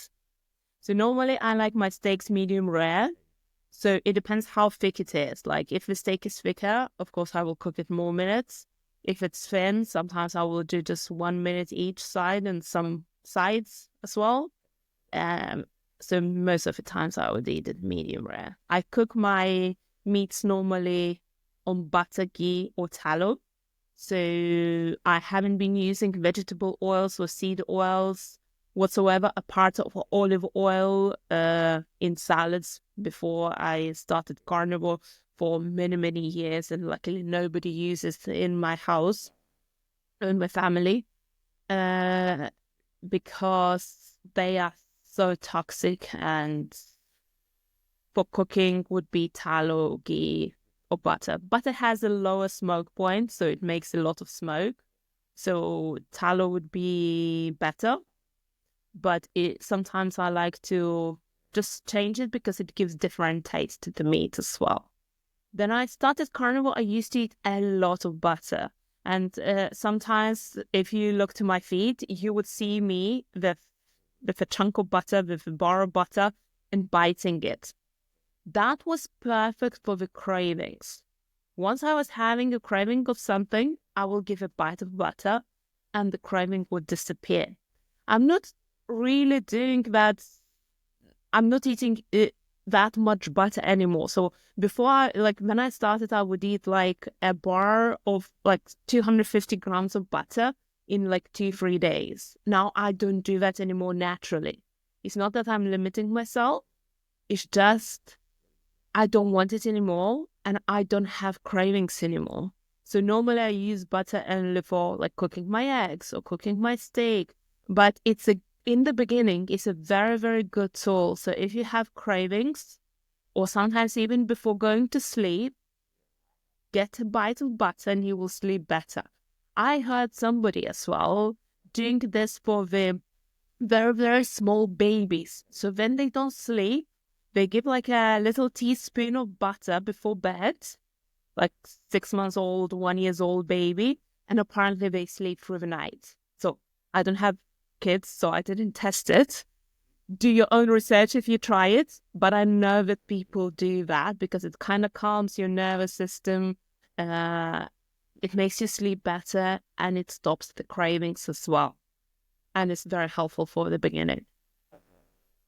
Now, for the listener that wants to try out the carnivore diet, do you ever get cravings for food you used to eat, and how do you handle them?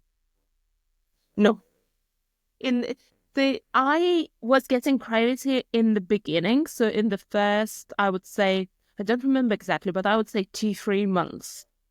Then, and mostly not when you were alone at home. Well, the first 3 weeks, it was hard. Like you live with a constant craving. But I'm talking about when, you had that switch and you are feeling already good. So if I would be at home and I don't see food, I would not crave it. But if, let's say I'm at work and somebody's eating a croissant, or I'm somewhere in the coffee shop and somebody's eating cake, I will feel like my mouth will be full of saliva, when you are starting wanting something. But now, not anymore. And it's not just the carnivore that changed this. It's understanding in general how food is processed, why it's made in a way it's made, and that somebody's making a huge business out of you consuming those foods and being sick and giving you pills, and is kind of being angry with the system that makes me, keep going and not wanting those foods anymore because I know my why. So anything you do doesn't matter in life, right? You need to know your why. If you don't have a strong why, you will lose your direction before after. But if you know your why, you're doing something, that is your motivation. And you don't go to compromises. I know that some people, for example, who has been carnivores for 10 years, 5 years, 15 years, sometimes once in a year, for example, at somebody's birthday, they eat a birthday cake. And next day they go carnivores again. It's great. Like if they want to do that, it's great.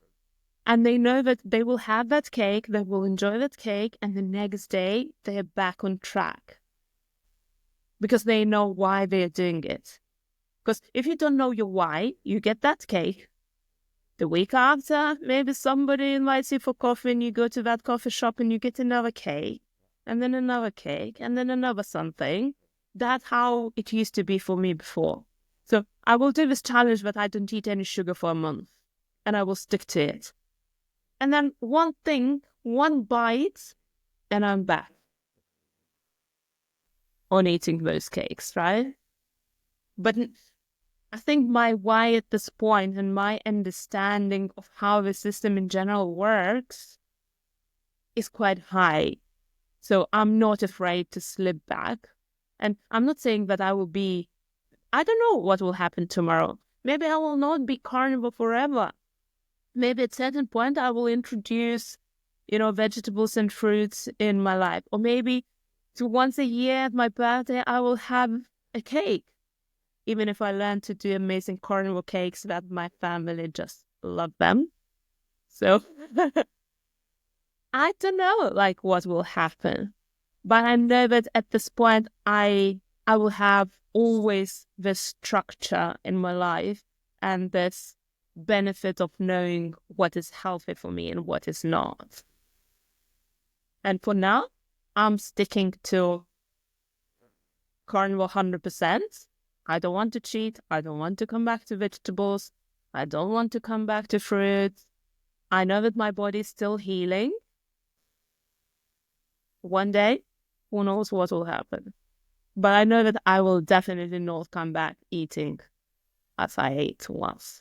So carbs and sugars, they will not be in my life because I know enough now how our metabolic health works and why we get sick and how important it is to get under control our glucose and our insulin levels. No, you're doing a great job on your journey, and you're really finding out what works for you. And for the listener, what's like a grocery shopping tip for someone new to the carnivore diet? So the best thing is, of course, I normally shop once a week.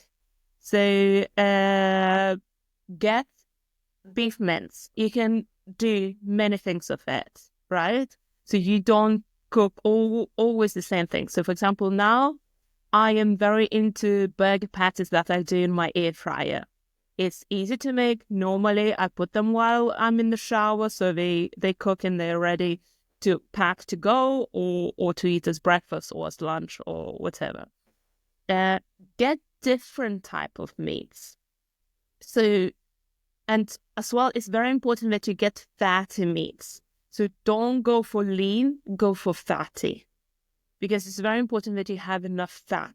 Like if you will be eating only lean meats, maybe that will not have a good effect on your brain and your depression, and because brain needs fat. And the brain fog that I used to have before and now, like, is completely gone. Like, I used to be so distracted that I would read a page of the book 10 times and I still didn't know if I read it or not. Now it doesn't happen. Like, I start talking and I know what I'm talking about. Before, it would be that I will forget. And that changed with fatty meats. So experiment as well. Try to see what pieces of meat and how you cook them, how you find them the tastiest. And try to rotate as well, because if I would be eating only beef mince or, for example, lion diet, why is not that sustainable for me? Because it's very similar taste all the time. You don't vary it so much. For example, I discovered as well that I love lamb. Before, so then I used 13 years back, plus the year and a half of carnivore, plus the year of keto, so 15 years back more or less, I couldn't even smell lamb meat. Like, it will make me nauseated. Now I love it. So your taste changed as well. Then I used to eat meat 15 years back. I will cut all the fats because I just couldn't eat them. Not because they are fat, but because I couldn't eat them. And now it's the tastiest thing. But make sure that you make your fat crunchy. And always try new things, always try new recipes. For example, I have on my YouTube some recipes of pancakes, carnivore cake, carnivore waffles, carnivore bread. You can make things out of animal-based products. Just be creative.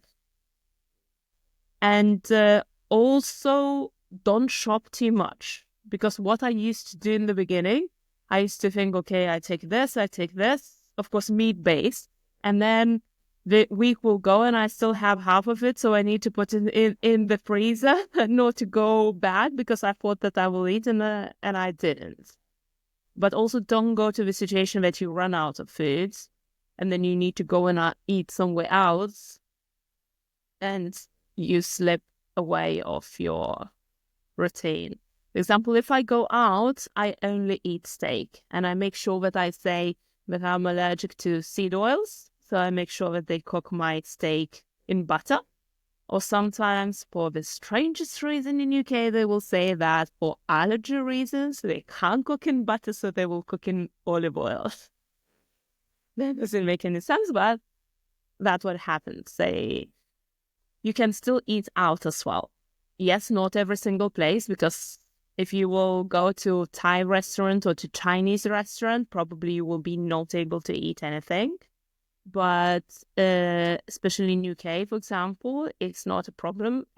Almost every restaurant, like normal restaurants, will have steak, and you can still, have it and eat it. Is it tough to pass up all the other food on your plate, though? Do you just tell them not to bring like a potato or anything else? Oh, I just tell about no potatoes and no vegetables. Most of the times, at least in UK, for example, steak comes without any sides. You need to order them aside. But if it comes with something on the side, I would just ask. If I'm not alone, I would ask to put, because I would pay the same in any way. So I would ask to put it in a separate plate and I will give to somebody else. Or I would ask, not if it's, let's say we are going for dinner with my carnivore friends, we will all ask not to put anything else in our plate. Now, how important is passion and staying committed to a lifestyle change? Oh, it's very important. Like, if you are not passionate about something and if you are not committed, if you don't have a proper support, it's harder. Because you need to have that drive to keep going. But it's not that hard, because then you start getting all those benefits and you see that your life transforms. It kind of keeps motivating you going. So it's like the machine. Once, maybe it's a little bit tricky to start it going. It's a bit rusty. It's a bit noisy. The wheels are squeaking. But once it's going, and it took that, that ride and that power, it just keeps going and it becomes easier and easier. But yes, you need to know your why, and you need to be passionate about what you're doing and do the research and just keep doing and be in the environment that people will support you. Now, what's one piece of advice you could make a listener 1% better moving forward? One piece of advice, if it's only one, I would say just do something, doesn't matter what, that makes you better at least 1% than you have been yesterday. So it doesn't matter if it's changing your diet, it doesn't matter if it's starting meditating, or going to the gym, or even going for a walk. Just start from something. And most of the times that one thing inspires doing other things. That would be my advice. Don't say, I will do it tomorrow. Do it today. Because tomorrow you will be procrastinating again. Our mind is done in a way that it tries to protect us. It tries to keep us safe. So it tries to make us do the least possible. But we need to overcome that mind and also listen to our heart, because many times we don't have that coherence between mind and heart, and we listen to what the mind says, but the mind should be only the passenger most of the times in our body. And we should listen for our heart. And, just do something. And find your passion. So find a sport that you love, that is not a struggle. I used to work in the gym so many years as a hobby. And I used to motivate so many people and inspire so many people. And not everybody gets inspired, cycling. Somebody hates running, somebody loves running. Somebody likes Zumba classes, somebody else likes, boxing. Find something that suits for you and that is sustainable and you can maintain. That is the most important thing.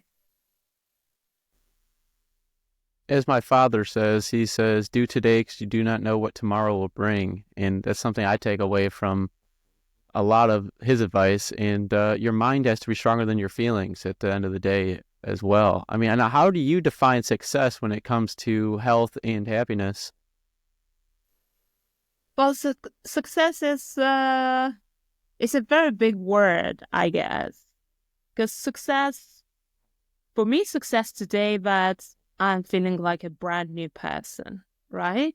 And it's I'm starting my life today. Yes, I'm 40, but And I missed so many things. I missed so many experiences because I have been depressed so many years and I just survived day by day. So success is today that I can get up. I can, I have where to live. I have what to eat. I can inspire other people. I can talk to you. I can go to the gym. I have friends. I have family. I have my routines. And it's not finishing there because it's just the beginning. And I feel that I will do so much more in the years to come. So this is my start point. And today I feel successful in what I succeeded because my life 2 years ago was completely different. And if you would have told me 2 years ago how today will be, I probably wouldn't have believed you. And No, your journey is really impactful. And sometimes, people say, oh, success is having the newest phone or having the newest car or having the newest house. And yes, we all love those things, right? And first of all, we need to feel safe and secure. So we need to have a house. We need to have, food to eat. We need to have families, friends around us.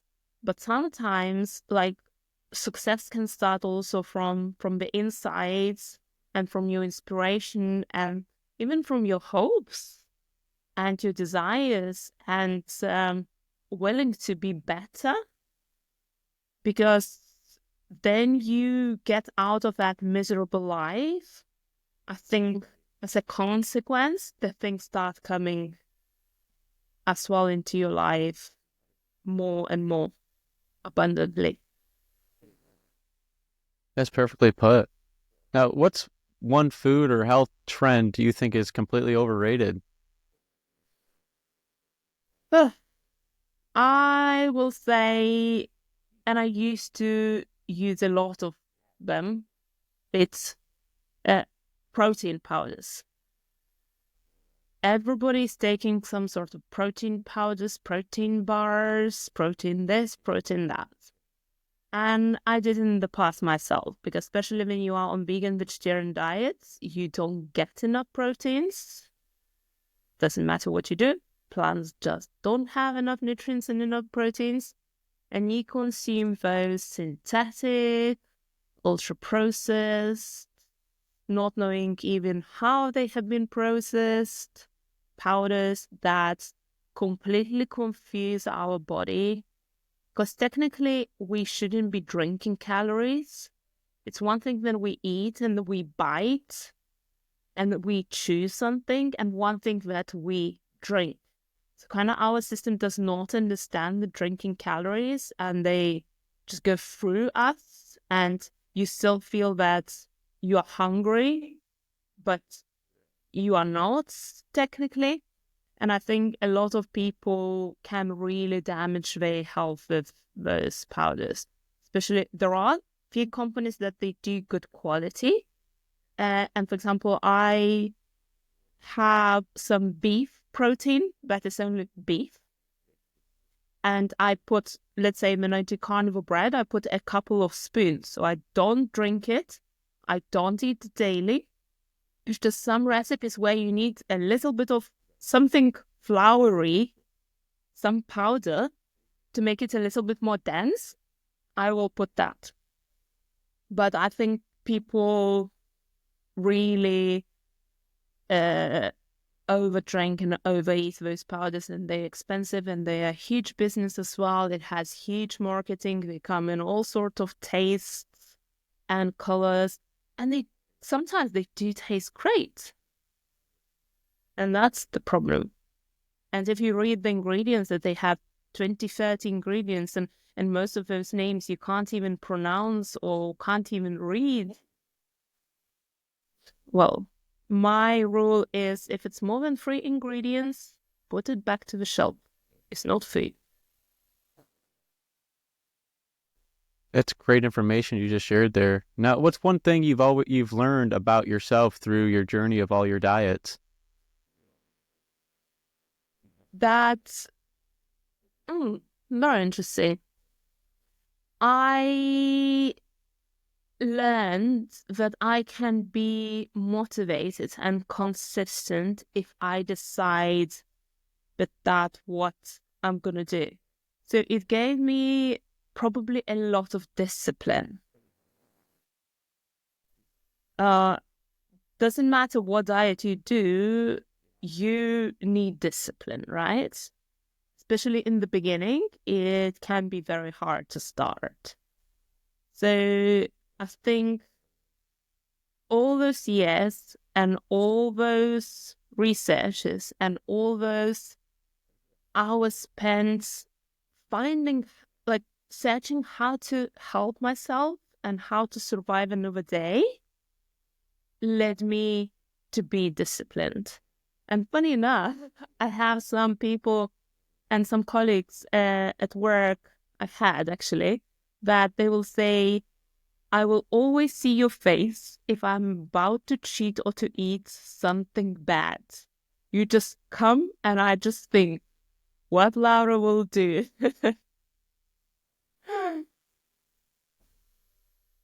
That's powerful. It's my discipline. I've really got discipline during the years. Now, do you believe your mind has as much impact on your health as the food we eat? Oh, absolutely. I think you can have what I believe, it's only my personal belief, that people say, oh, I eat the best diet and I still get cancer, right?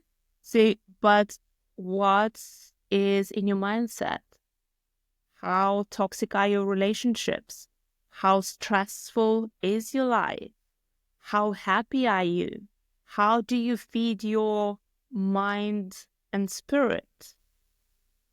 The diet is half of it, right? But another half of it, it's what you do as a soul. So, and what is your lifestyle? Because you can have the best diet, but if your stress levels is over the roof and your cortisol levels are always high, it doesn't matter what you eat, you can still get sick. And yes, the diet will save you for some time, but you risk to get sick in anyway. The same like sun. Why people who live in the tropics, they have better health.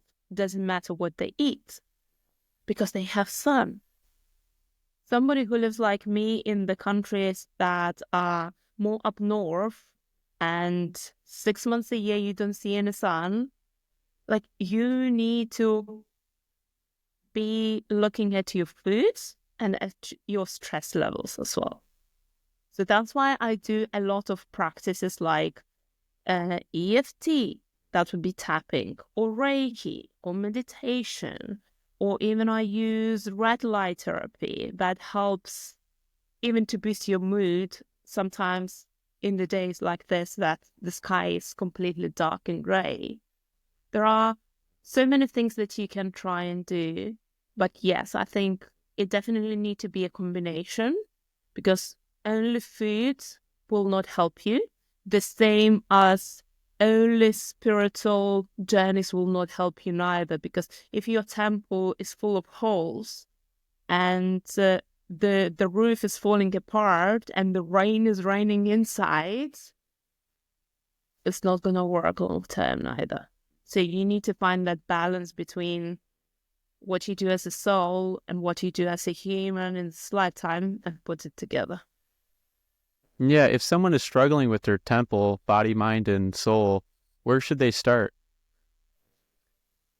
So if they started already with the diet, I would say try and look for, there is so much practices that you can find. Some of them you don't even need to leave the home. Like, there are plenty of meditations online. YouTube is free, right? There are plenty of EFT sessions online, or you can get a practitioner, for example, like a Reiki practitioner or some sort of other therapist that helps you to work on that soul and spirit side. There is also acupuncture that does miracles that I did try. So it kind of it doesn't work only on the body to release the stress, but it works also on your energy centers and rebalances your chakras and all that. There are so many things you can do and so many things that could be for free completely. Breath work is an amazing thing as well. So to release stress, to release, stuck energies, to clean your energetical body, because I believe as well that if you get ill, first of all, your illness starts in your energetical body, and then it goes to and if you don't take care of it, it goes to your physical body. So at that point, you must see it, right? You can't oversee it anymore, the symptom. So sometimes you need to work on your energetical body to heal your physical body as well. So that's what I'm trying to do, is to balance my food and my other practices at the side as well, hand in hand, because I think you need to have a combination of things to be successful in your health journey. And health is the most important thing. Like if you don't have health, like physical health or mental health, like everything else really doesn't matter at some point, right? You can have the best car, the best house, and you can't even enjoy that. And there are lots of people, unfortunately, that live in this way. And sometimes it's enough just to start doing little tweaks here and there, and even 10 minutes of meditation in the morning first thing, then our mind is still in that state of dreaming, and you can influence it a lot. It can make miracles. But a lot of people, what they do, they take the phone and they start scrolling first thing in the morning. We shouldn't do that, because everything goes deep inside of us at that, especially those first 10-15 minutes. So that's why I try not to take my phone and do a meditation and red light therapy first thing in the morning. So I don't take my phone and don't get downloaded all that information to my brain. Positive or negative is still conditioning. Taking care of yourself is a journey. I mean, what is the biggest lesson you've learned about self-care? Well, the biggest lesson is all my journey. It's like I couldn't say one thing. I think like a year and a half ago, I would have never imagined how I would feel today. And probably the lesson is that keep trusting that everything will be okay, but do something to make it okay. Like if you just keep sitting on your sofa and doing nothing, nothing will change. You will be just living the same life again and again and again. And yes, for somebody who is depressed, and I know that very well, it's easy to say, oh, just do something, just change.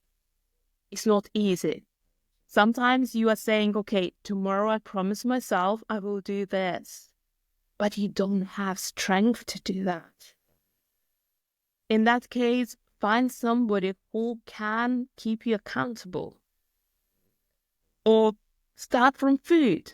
Go carnivore for 30 days or 100 days. That is the easiest thing, because that was easy and it fixed my head. From there, after 3-4 months of carnivore, I had the strength to go and do all the other things. But I kind of always did everything else as well. So it's not that suddenly now I started doing all those practices. I did them in the past. I did the Reiki training, 15 years back. I used to do self-motivation courses every weekend. I have a mindset certificate as well, but I never used it really. I did courses left, right, just to help myself to keep myself alive. So it's not that I didn't do things. I was in therapy for so many years as well. So it's not that just, with Carnivore I started doing all those things. I kept doing them, but I did them before as well.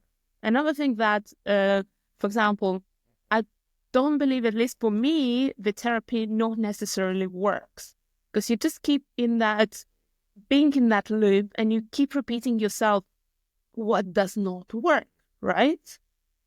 But instead, what I did and what helped a little bit, well, a little bit more, is some sort of reprogramming technique. So instead of talking about your issue, there are therapists that can reprogram your brain and the associations to those things, and you just stop reacting to that thing in the same way. Just something changes. So I would say look for that type of healings where you reprogram yourself and not just talk your mind out, because your mind can be confusing and your mind can be wrong and your ego can come out and, do its job as well.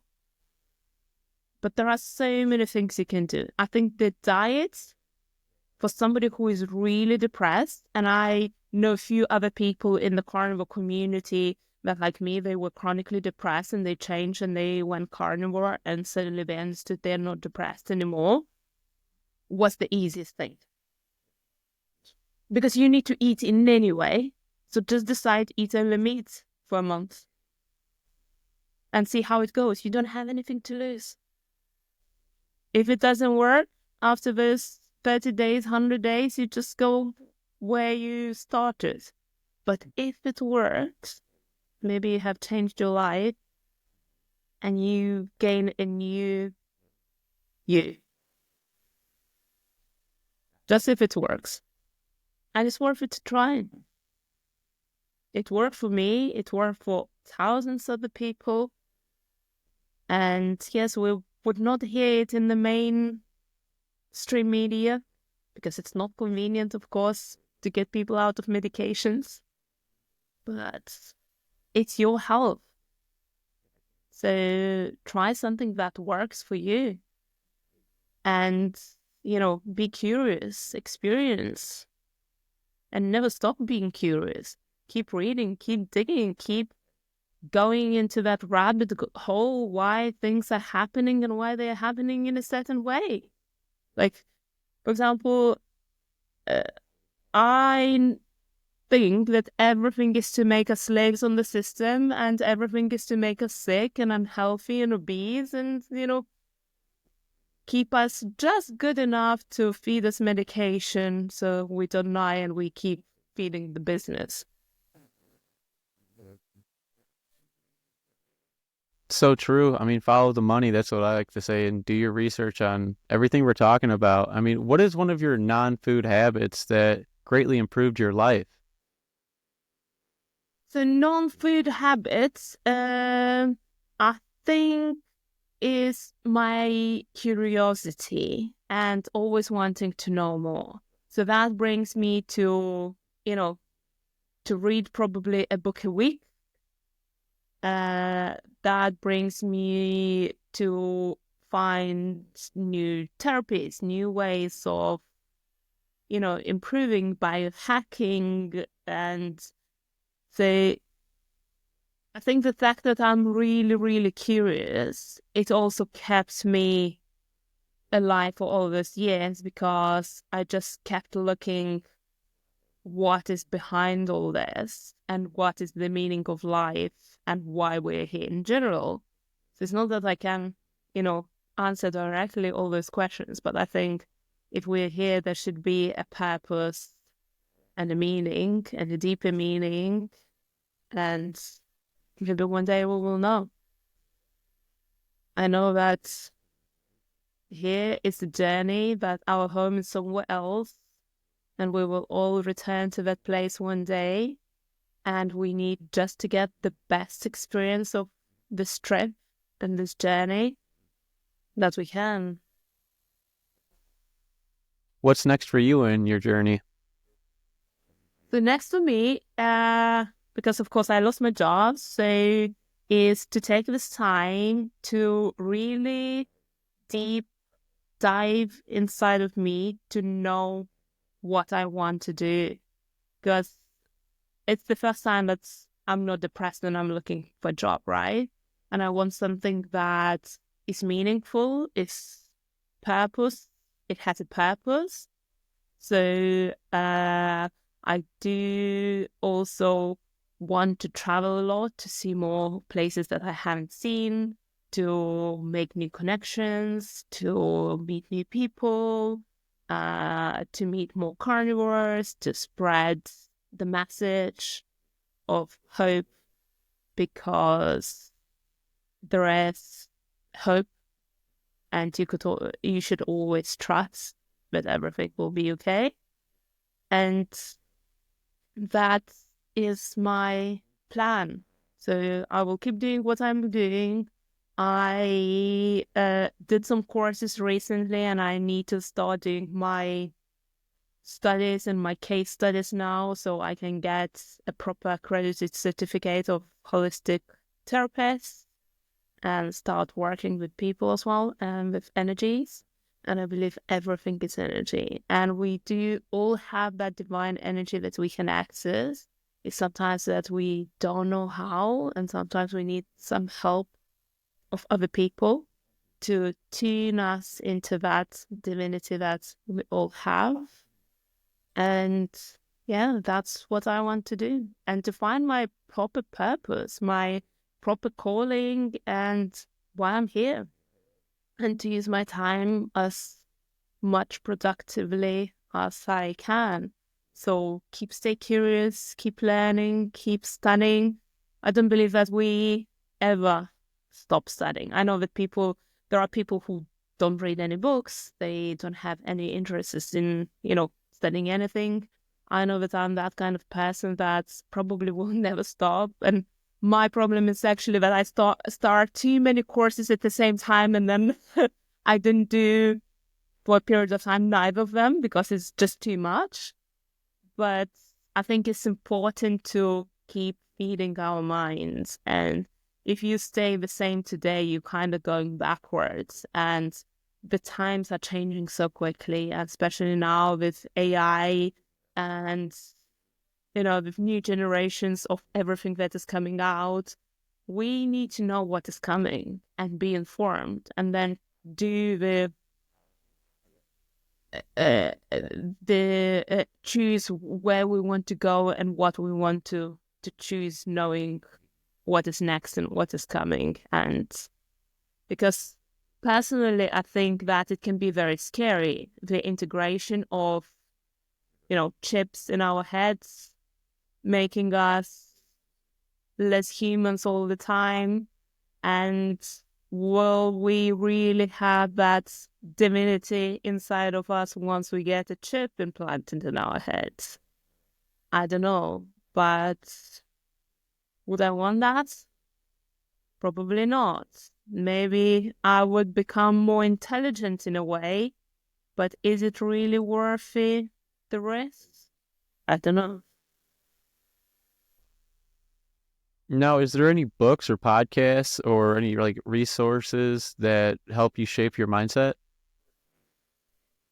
There are a few people that I follow constantly. So, of course, all the carnivore doctors, and you can find them all on YouTube. So, starting from Anthony Chaffee, Dr. Kills, Ken Berry, and so many more. So they do have great content. And I recently read also 2 other books about breathing and how important is our breathing. Most of us, we breathe through the mouth, especially during the night, and how that can affect our health in general.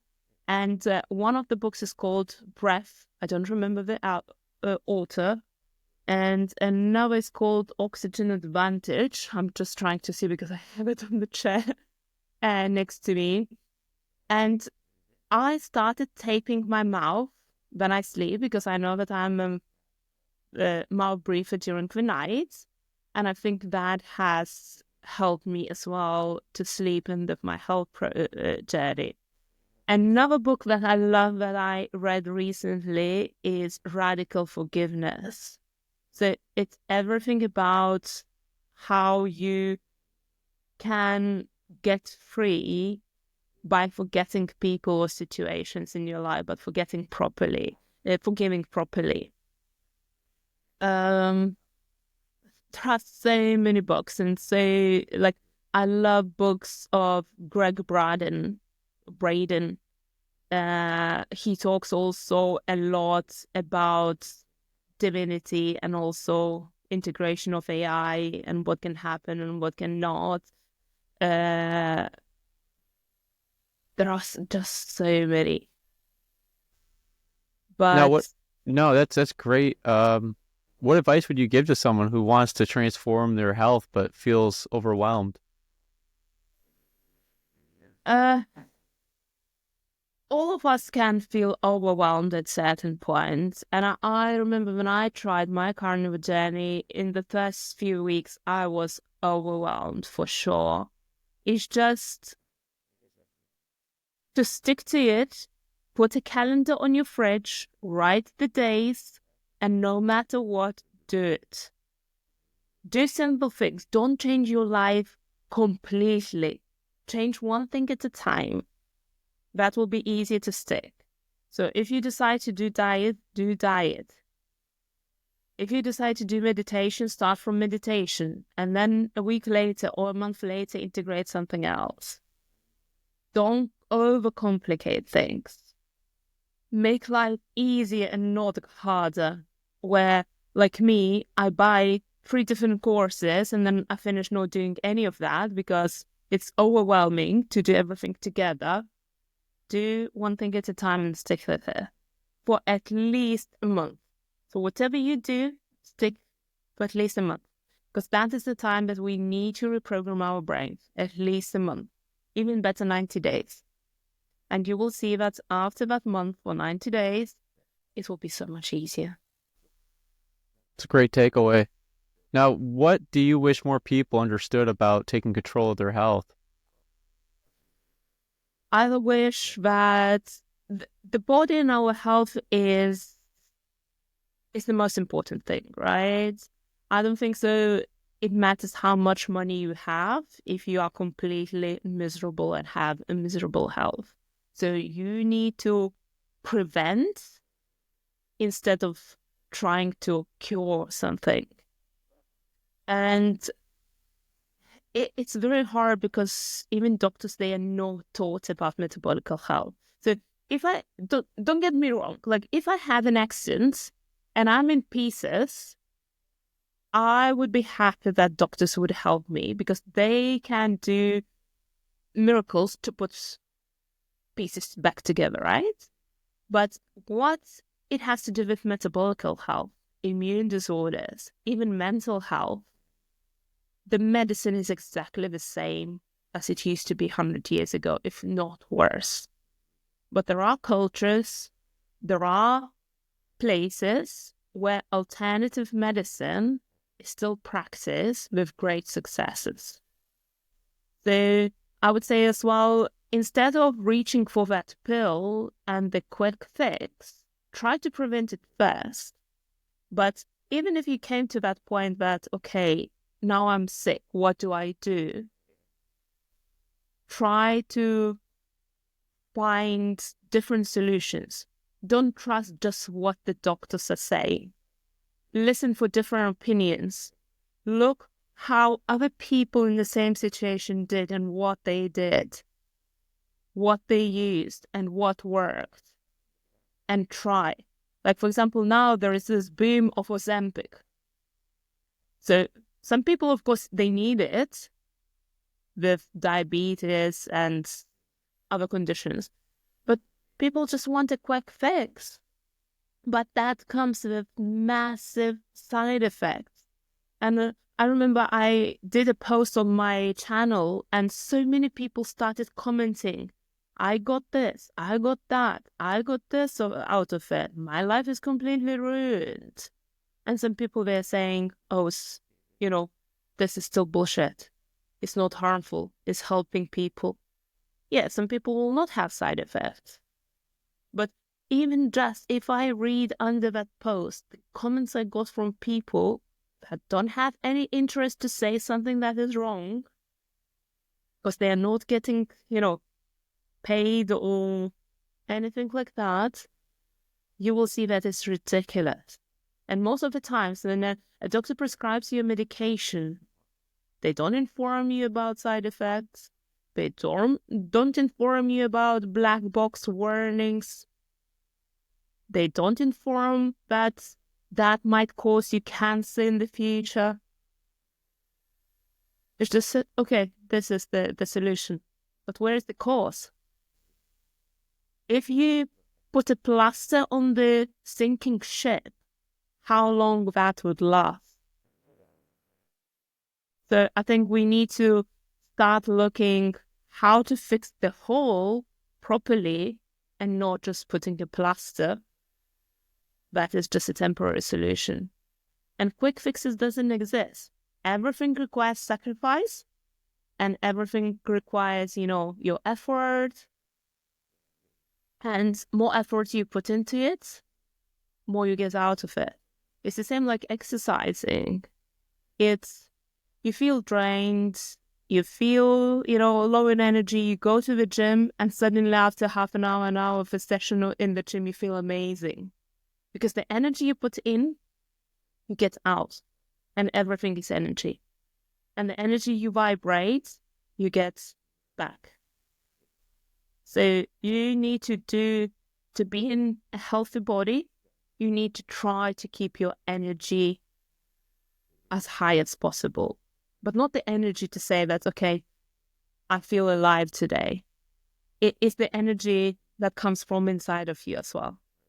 That spiritual energy, that's invisible energy. And work on that and on the vibration as well. To increase your frequency.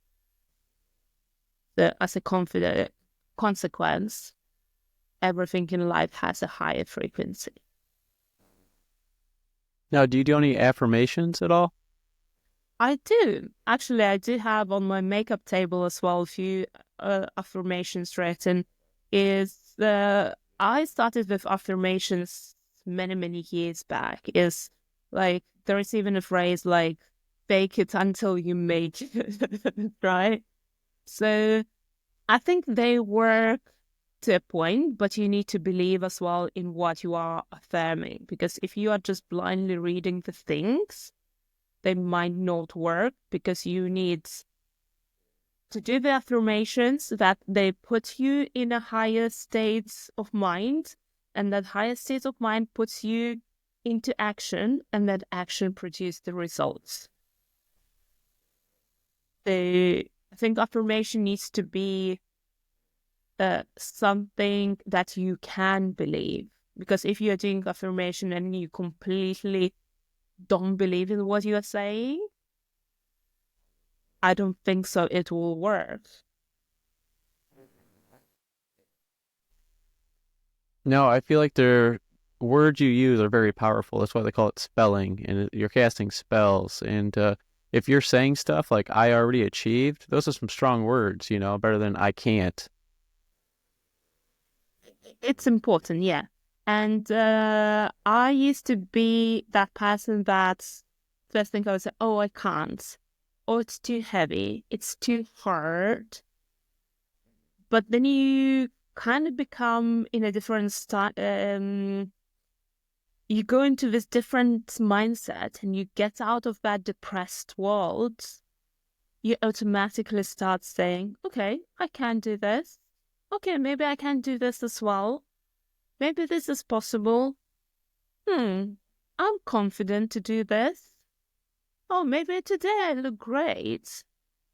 maybe at the end I'm not that fat as I thought I was. And just appreciate things that even, let's say, from the body. One thing, if I would say, I'm slim, or another thing, oh, but I really like, my arms. I really like my eyes. Or I really like my smile, or something like this. Concentrate on the things that are true to you as well. And you can relate. And from there, more things can shift and become positive. So slowly, you kind of try to catch yourself. Every time you say, I can't, how can you switch it to I can and what is possible?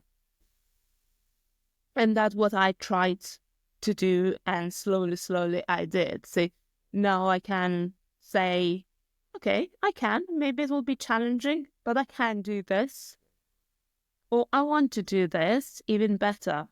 Because one thing I can or I need, a lot of people, they use, I need to go to work. I need to do this. I need to go on the diet. I need to go to the gym. But what if you change it to I want? The energy shifts completely. Because needs can be positive, can be negative. But want, I think it has much more positive vibration and automatically puts us in a different mindset. And it's not that you need or you don't need, but you choose and you want to do it. And it's for your higher best. Yeah, your mind has to be stronger than your feelings. Your mindset is so powerful as long as you stay positive. Now, where can people follow you and support your journey? I know everything will be in the description down below, but if you'd like to share it. Yeah, sure. So my Instagram account is vegan10carnivore. The same TikTok. I don't post that much on TikTok. And the same on YouTube. So I don't post that much on YouTube neither. But if you want some recipes, let's say you have a birthday party coming and you want to do carnivore or already doing carnivore and you need some recipes, so you can find them in my YouTube. If you go on my Instagram, all the links like YouTube, you will find on my bios as well. Got anything else before we head out? The last thing that I would like to say is just trust and keep going and have faith. Faith is not, I'm not a religious person and faith has never been to me about God, but just have faith that you have that divinity in yourself and that you are exactly at the point you need to be in your life. It doesn't matter how hard it is, before or after it will get better. So do little things that could bring you towards the best life, towards a positive change, and just keep going. Keep going, trust, believe, have faith, and the light at the end of the tunnel always exists. And try new things, discover, be curious, never stop learning. So powerful. Go chase your dreams because your dreams will not chase you. I mean, your journey is proof that health isn't just about just what's on your plate. It's about like healing your mind, body, and soul. Oh yeah, it's 360 degrees. I don't believe that one can go without another. I believe that we are such a complex organism, creation, that if you just think how our bodies work and how perfectly they work, and actually Carnivore gave me this understanding as well, that we are a perfect machine, a perfect creation. I don't need to think about breathing. I don't need to think about my heart beating. It still does, right? Without failure. It does it day in, day out, without failing once. Well, sometimes it happens, but I believe in destiny as well, so maybe it was your time to go. But it's a powerful machine, and you need to keep looking from that side of that power instead of luck. Yeah, life will probably never be perfect. Maybe your body will never be perfect, but look in what is perfect already. Look in what works perfectly, and how can you sustain and, keep improving what you have. Yeah, luck is being prepared for the opportunity, and the opportunity is there all the time. Yeah. Yeah. Yeah, And your it's, story is something that many people can learn from. thank you. And I hope it can be an inspiration to somebody. I definitely know how hard it can be when you are depressed, or you have eating disorders, or you have those suicidal thoughts every day, and you just don't know where to start. And everything seems so dark and so sad and so lonely. But it can be better. It can. And I didn't have that hope once. And just by changing my diet, everything else around changed. Now I cannot guarantee that, if you start it and you do it, maybe your depression will not go away. But there are so many carnivores that got rid of their depression that is definitely worth it to try, at least. Like I said, 30 days, 90 days, it's not going to happen anything. You are definitely not going to die from heart attack in 90 days. It will be okay. But if, like me, or 1,000 other people like me, you get your life back, that is, worthless. Like, that is the most precious thing that a diet can give you. And it's easy. It's not that you need to buy, expensive supplements. You need to buy expensive machines. You need to buy expensive equipment, expensive courses, and so on. It's easy, and it doesn't cost you anything. You still need to eat. So just spend your money wisely on what food you eat. And if it doesn't work, it doesn't work. But if it works, like it worked for me, I gain my life back. And I'm feeling it as a human being first time in my life. Like, if I wouldn't have done this journey, I wouldn't have, my Instagram I have, and inspiring all the people that I can inspire. I wouldn't inspire myself, and I wouldn't be talking with you right now. So you cannot predict what one thing can bring you to so many different things. No, it's truly inspiring how your temple, your body, mind, and soul can be such a big impact in your whole life. It definitely can. And you need to take care of that temple, so whatever is inside that temple can thrive. Because there is definitely something inside our temple.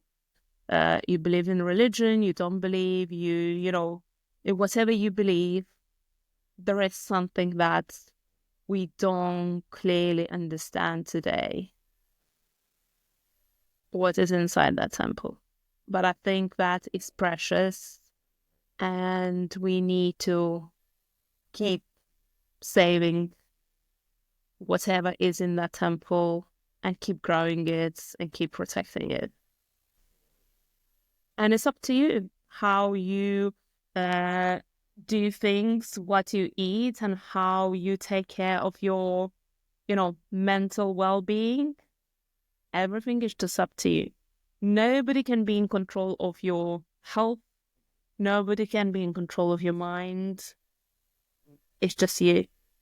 And what choices you do today, what you feed your mind with, what you feed your body, it's only you.